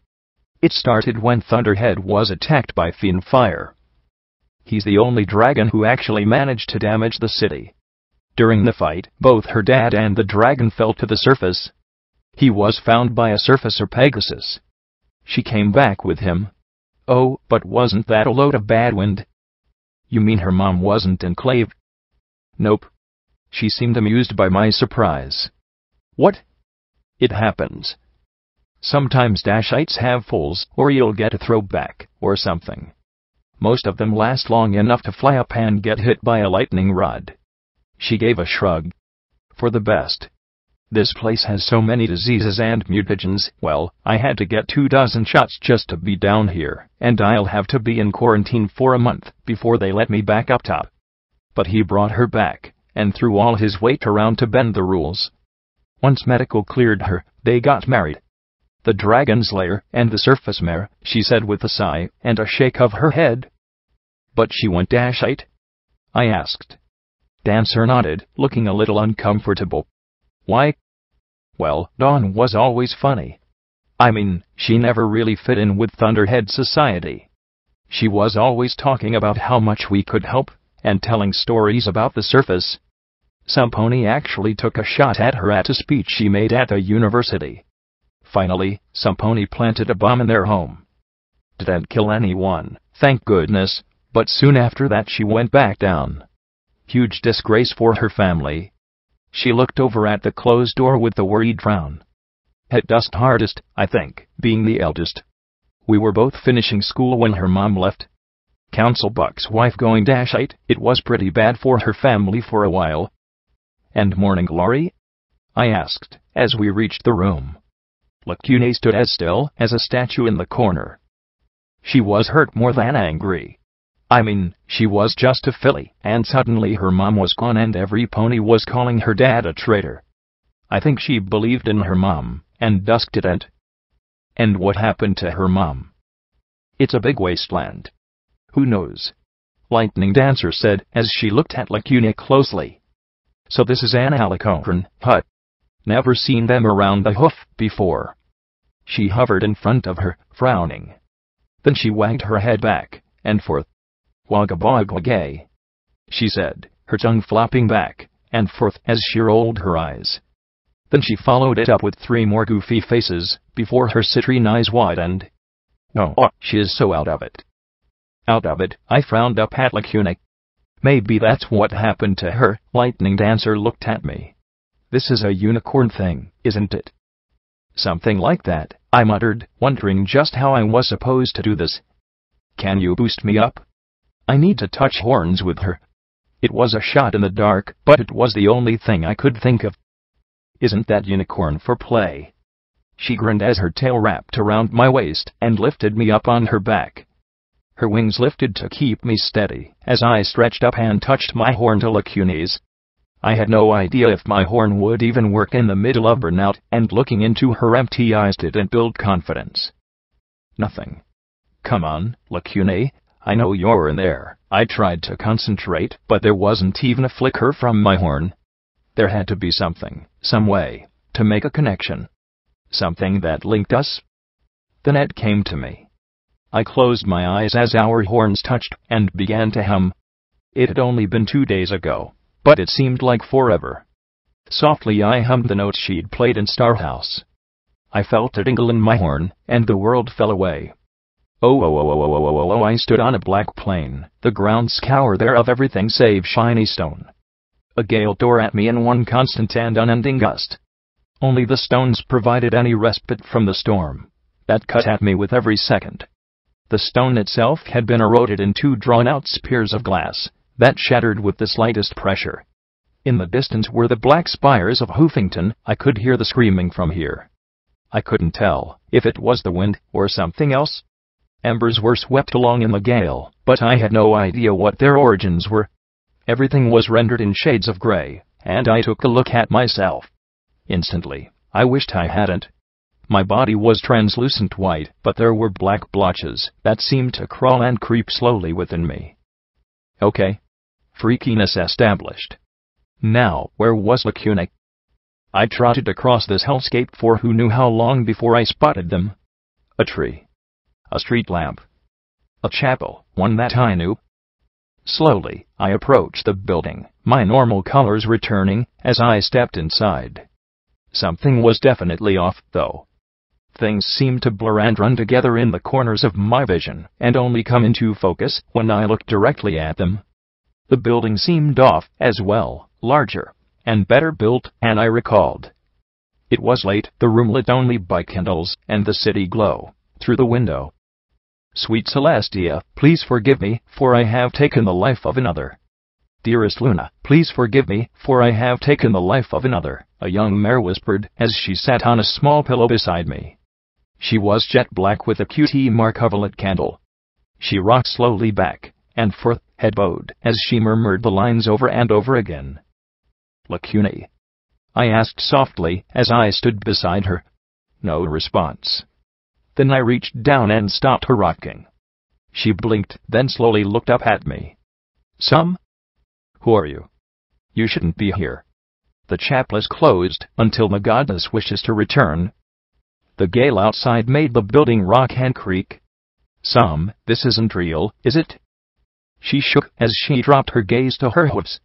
Sweet Celestia, please forgive me, for I have taken the life of another, she began again, shaking as she clenched her eyes shut. I stopped her again, the whole building rocking and groaning in the wind. You're the marauder, she gasped, her eyes going wide. Macintosh's marauders. Before my eyes, she aged to the black mare in body armor. She hugged the sniper rifle, bowing her head. This is my penance. Your penance? For what? For us, whispered a host around us. I turned my head, and dozens of zebras appeared around us, and ponies too. Why did you kill us, Sam? Did your goddess forgive you for our murders? They whispered in unison. Each one had the perfect ring in their head, with matching holes blown out opposite sides. Sweet Celestia, please forgive me, she prayed desperately. I looked at the dead. The zebras I could understand, but why ponies? Why, young ponies? Sam, what did you do? I asked softly. She took the shot. Pulled the trigger. Ended our lives. She deserves to go to hell. Eternal punishment. Not forgiveness. No. Sam cried out as she hugged the rifle tighter. The goddess forgave me. The goddess took me in unity. The goddess cut you off. Unworthy. Blood-soaked hooves. Wailed the host, you killed my family. You killed my children. You killed me. Shrieked the undead host around her as the building continued to creak and shake, like it was about to come apart. I stared at Sam. Dove had been a rapist. Vanity had worked for gold and blood. What had happened to Sam after the marauders split up? Slowly I knelt, reaching out to hold her. Sam, I know what it's like to do the wrong thing. I know what it's like to kill, because it's all you can do. Because you have no choice, I said softly. She had a choice. Roared the slain. She chose to pull the trigger. Forgive me, she stammered softly. I do, I said quietly. I forgive you. I pulled the plug. I pushed the button. I knew what it was like to damn myself. For all I knew, Sam was a monster worse than Deus, but right now she needed my forgiveness. After all, there was no way she could forgive herself. The room around me turned into glowing yellow embers, and whooshed inside me. For a moment, standing on that tortured plane, I knew exactly how much forgiveness she needed. I killed 40 with the push of one button, and 400 with the push of another. Sam had been one hell of a sniper. She'd killed one by one. I looked at the remaining 2 structures, smelling chlorine, and thinking about headshots. Slowly, I approached the second, the street light. Some ponies stood beneath it, and, as I approached, I heard the strange city sounds building. Slowly, the mare came into focus. Her blue hide was a perfect match to P-21's, but her mane was a pale blue-white. She wore a gauzy dress of faintly discolored white lace that drew more attention to her intimate bits than concealed them. And there was shame, empty shame in her soft lavender eyes as she looked at me with a hollow smile. They want to see a trick. 20 bits. As I stared at her, her smile trembled at the edges. 15. I was completely baffled. Who are you? The question was a knife through her. I'm, Trixie, 'cause I can do you know, tricks. I suppose the look she was trying for was sultry, but delivered, pathetic. 12 bits.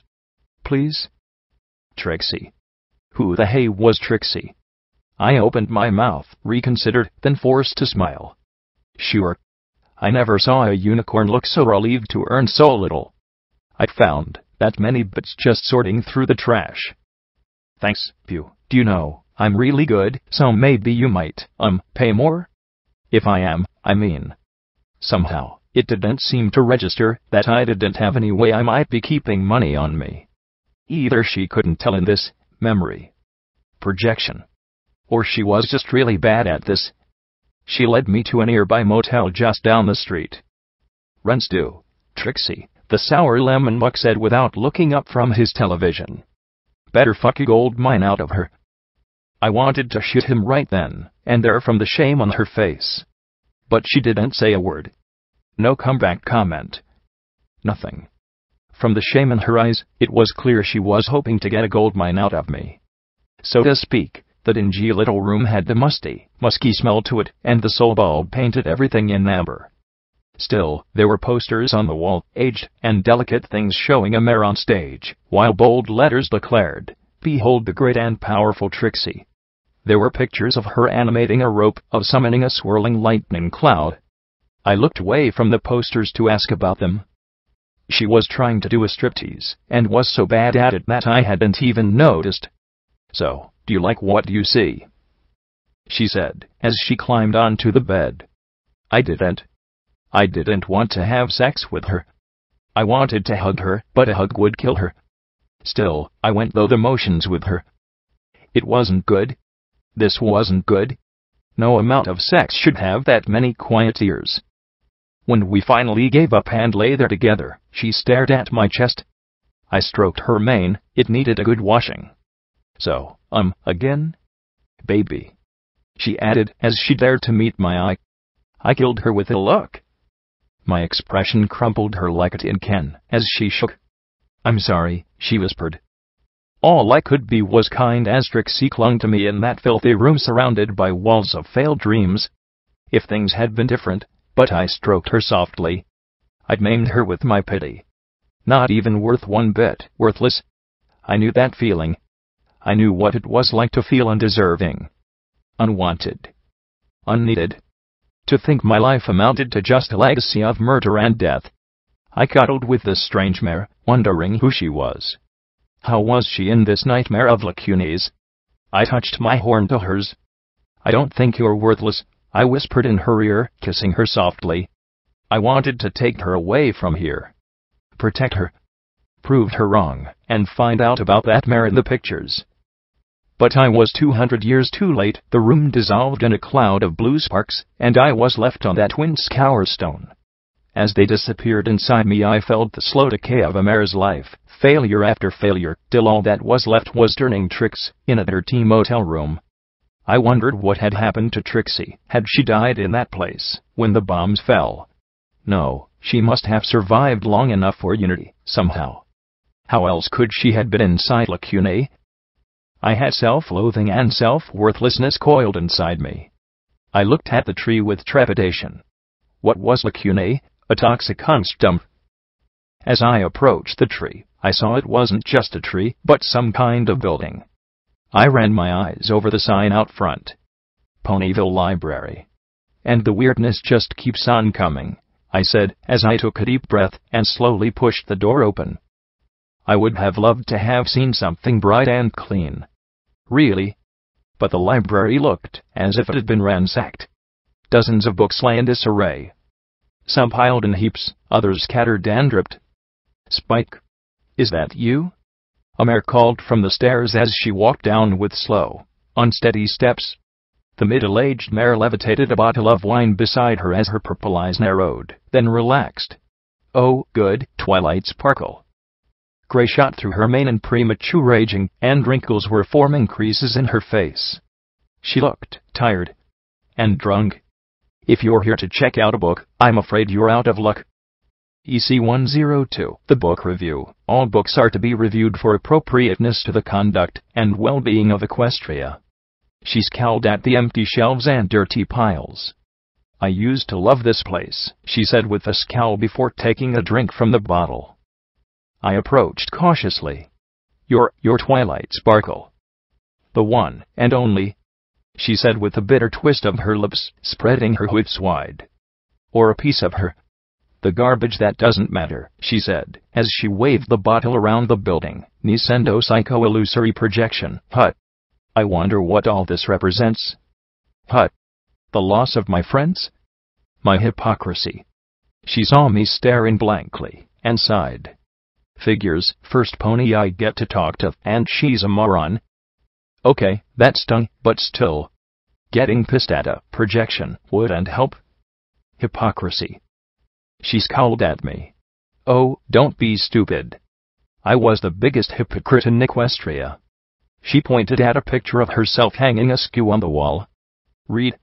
Only it's kinda hard when I stood by and did nothing to stop Priority's image from sucking every remotely seditious phrase from the shelves of Equestria. She sighed, took a long pull off the bottle, and stared down at the sloshing contents.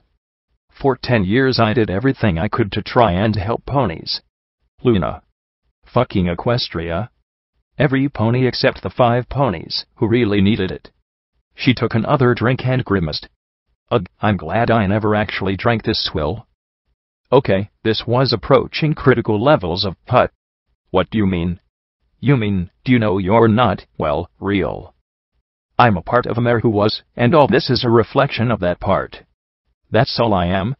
The worst parts, she said with a twisted little smile, then shook the bottle at me. Twilight never drank. She should have, but she didn't. No, she just condemned her friend who was consumed by addiction. Covered for her. Lied for her. Let every pony manipulate her. But she didn't drink herself. She set the bottle on the stairs. The other parts, they didn't seem to know, I said, as I trotted towards her. How are you, here?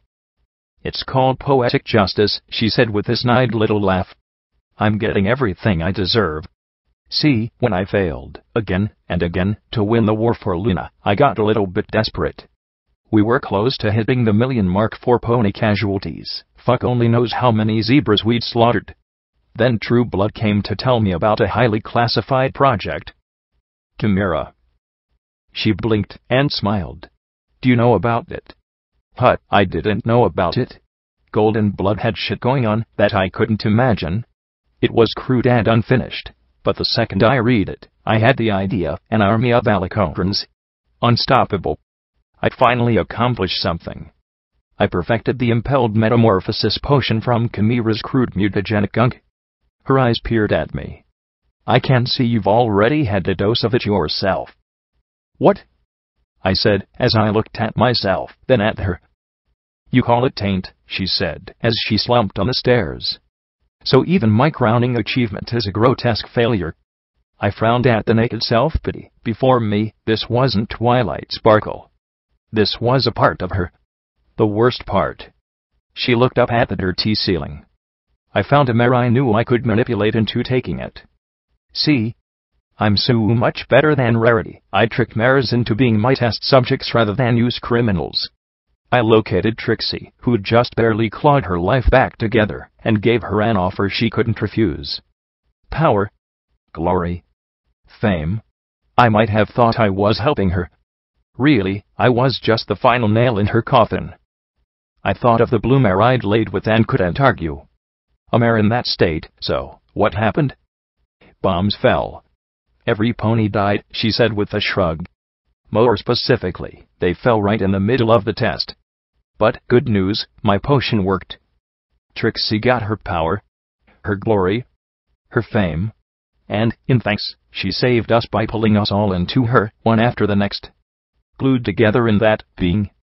That monster I created. I stared at her with a small frown, trying to figure out the pity-party. Or was it self-pity? What about gardens? Her eyes stared away, and she took a slow pull off the bottle. Gardens was a dream. I made a few experiments. Got the Restoration Mega Spell to work in Den Pony. The Arcanum Nullification Matrix was tricky. Then there was the Contagion Evivication Spell that had to be added. Then she sighed. All for nothing. Golden Blood talked me out of it. Luna wouldn't tolerate anything that would suggest she'd failed. So 2.5 years of my life wasted. And tens of thousands of ponies, while I wasted my time with a pet project that had never come to pass. I stared at her in shock. She really didn't know.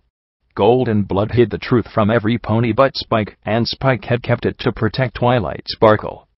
Probably for the best, Twilight muttered. If I had created it, the goddess would do everything to make sure it's destroyed.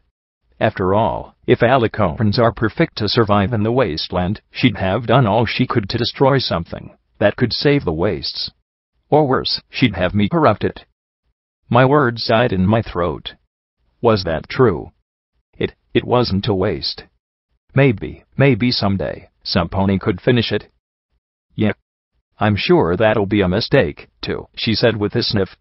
I should have listened to Golden Blood back at the beginning. I shouldn't have been responsible. None of us should have agreed. We should have found another way. Any other way. Such a mistake, she said, as she grit her teeth. Pinkie Pie, why didn't I stop you? Why didn't I realize what Fluttershy had done? Why didn't I keep Rarity from gutting so many books? One-of-a-kind books. Why didn't I do the right thing? Why hadn't I gone another way? Why hadn't I convinced Morning Glory to leave my Mare?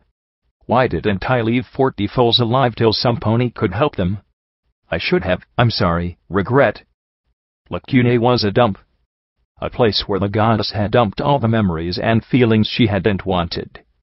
If Lacune was going to be separated, why not rid yourself of things you didn't want to feel? I trotted to Twilight and did what I did best, I hugged her.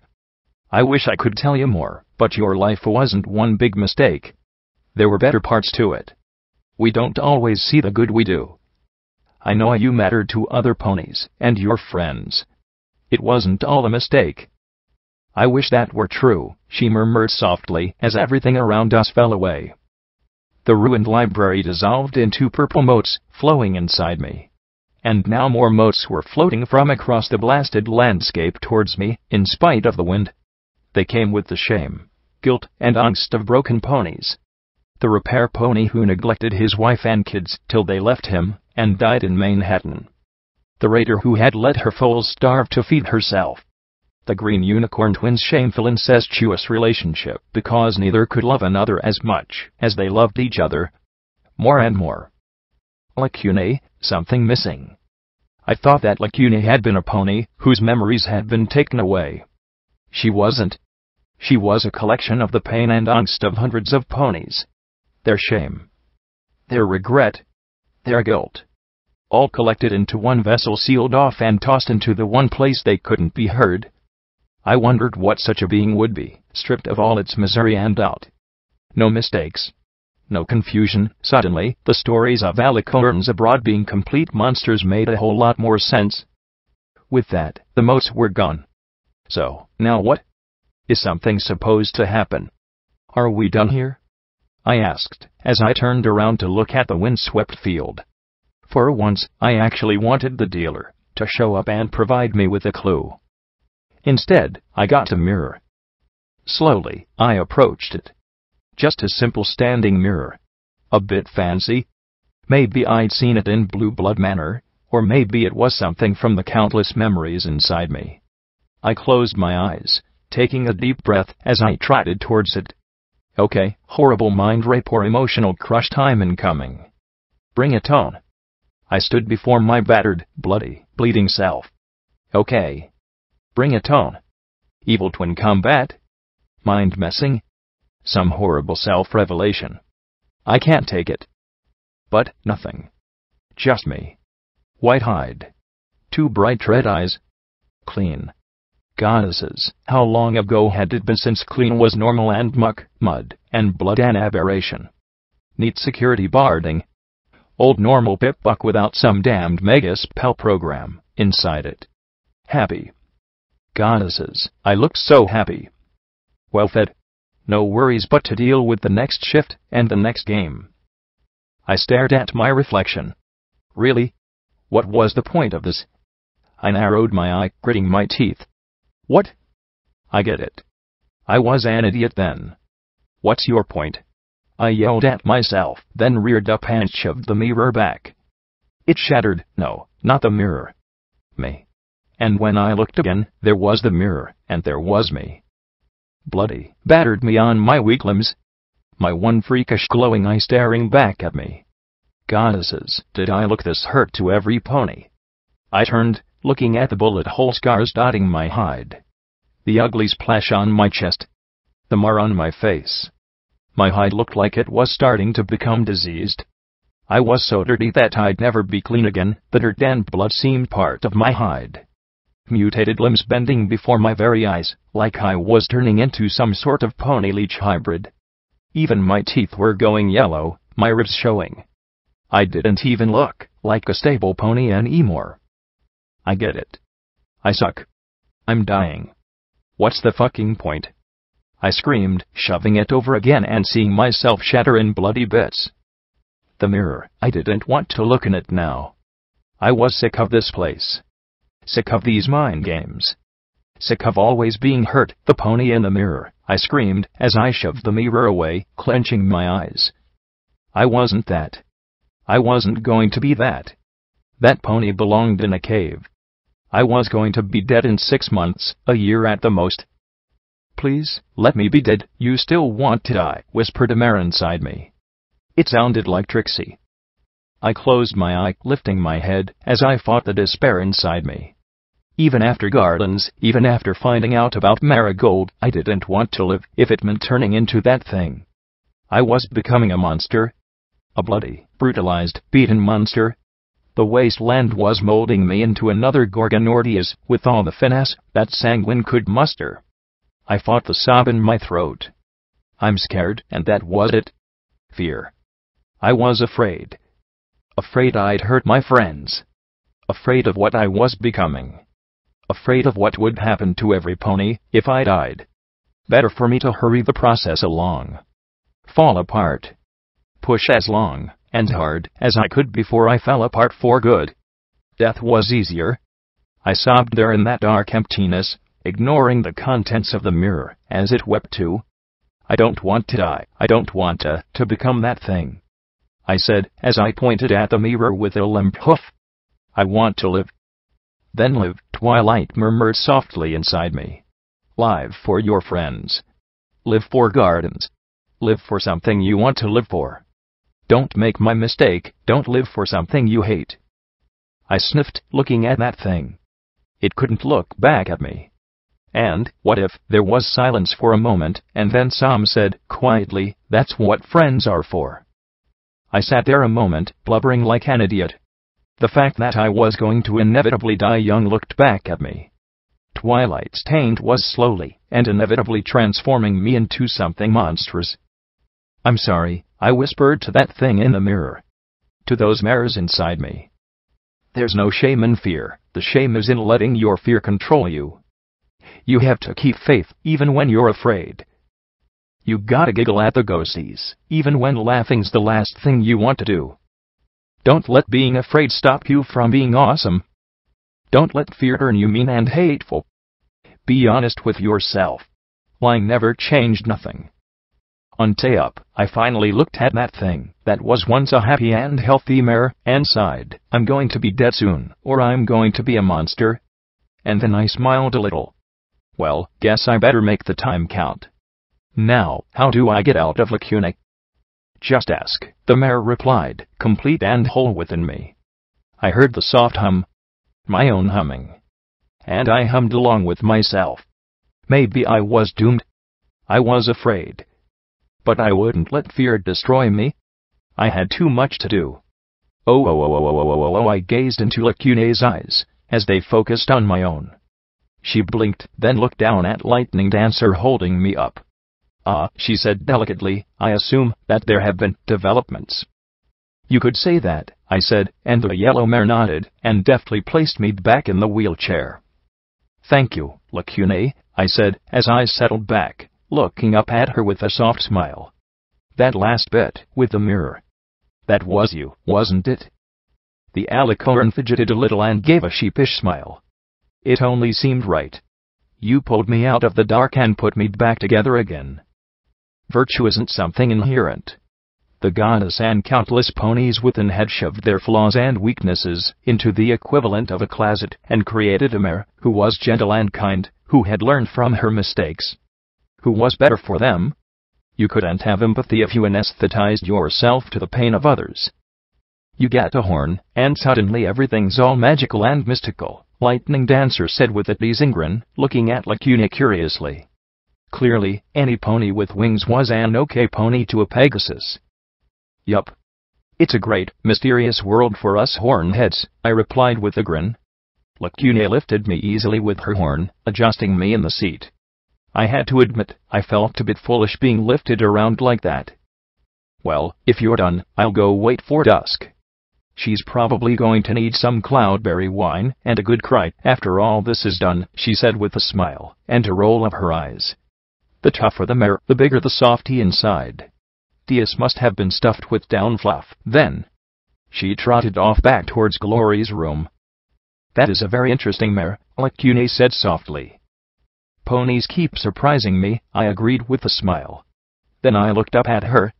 I need to find P21 and Scotch, and Rampage. Push me? My horn isn't really working right now. I frowned, screwing up my face.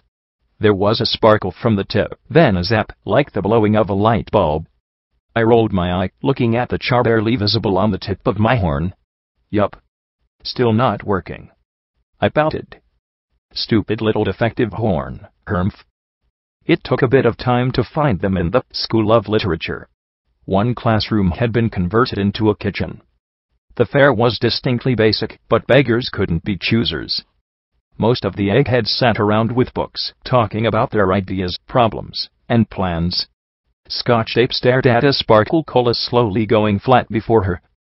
P21 read an arcane science book, like his life depended on it. Rampage was explaining in exact detail the best way to snap a neck to two horrified-looking research mares. She gets turned into a filly, deals with a tech abomination, has at least 3 different mares inside her, and goes on without a tick. I owed her a hug. Later. Right now, I pointed at P21 and Lacune steered me to his table. He glanced at me, glanced at the alicorn, and returned to reading with a focused stare that implied that either he didn't want to talk or he was trying to levitate it with his earth pony magic. Somehow, I doubted it was the latter. I didn't realize it was a problem for you, I said softly. Well, given that I didn't tell her, I would have thought you'd have picked up on it. Silly me, he replied in an acid tone. I supposed I deserved that. So, why is it a problem? He finally looked at me. Blackjack, what does the word father mean to you? I hadn't exactly thought about that. Well, when a buck and a mare love each other very much, I said lamely, but he clearly wasn't in the mood for jokes. Definitely in grumpy pony mode. I don't know. I never really thought about it. Textbook told us that they helped mares care for foals back before the incident. And that we didn't need them anymore with the breeding cues. Well, to me it means sperm donor, he replied flatly. I still don't see the problem, I said. He clearly fought to repress what he wanted to say. Then he said, in low, even tones, Scotch-Tape now thinks of me as family. As her father.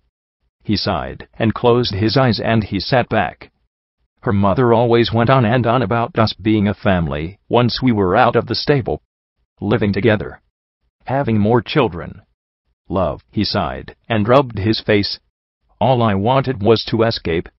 Now she expects me to be a father to her. I doubt that she knows what that means either. Maybe not, I replied softly, but here is what I do know. Over the last month, that filly has lost more than you or I. She's lost her home, her mother, and today she lost her innocence. Now, maybe she does have expectations of you that aren't fair, but you are twice her age, and she needs all the help she can get. We're all she has in the world. You don't understand, he hissed, clenching his eyes shut as he rubbed his face. I can't be her father, I just can't. I'd seen that look in his eyes just a few days ago. There was more to this than just unexpected relationships. All right, but I hope someday soon you can at least tell her why, I said softly. I wouldn't press further, not right now anyway. I could still see the angry ring around his neck. I nodded for Lacune to wheel me over to Scotch-Tape. The filly didn't look up from her bottle. Hey. Rubber hoof brigade, coming through, I said, as I waggled my limp limb at her. Wigga wooga wooga. She narrowed her eyes, leaning away from me. You are so weird, Blackjack. I'm trying to get you to smile, I replied. I'm not a fool, she said with a huff, returning her gaze to her soda. I glanced at P21 sitting in the exact same pose. Dear Celestia, their obstinacy was genetic. I gave her a flat look. I'll have you know that I have body tackle raiders, enclave power armor, and monster ponies. Oh, now she was looking at me like I was disturbed. I grinned. So tackling you, and tickling you till you cry probably isn't impossible. You wouldn't. She gasped. I did, and to hell with every pony who stared like I'd lost my mind. I didn't stop till she was laughing, and gasping, and begging for mercy. I was laughing, too. And from across the room, I thought I saw a ghost of a smile on P21's face. Thanks, Blackjack, she said softly once she'd caught her breath. For caring, we all care about you, I said, as I shifted and shoved myself into sitting upright against the wall next to the olive filly. He doesn't, Scotch-Tape said. He hates me. 3 guesses as to who she's talking about. Blackjack, P21 doesn't hate you. He's just like that. He's serious about everything, I said, as I gave her a patient smile and brushed her mane out of her tea lies. Her smile didn't last. I screwed up, she said softly. Come again? In the office? She reminded me as she stared at her hooves. I was so scared I just froze up. I think I wet myself a little. Well, it was dangerous. If it hadn't been for my clattery leg braces, I'd have done it myself.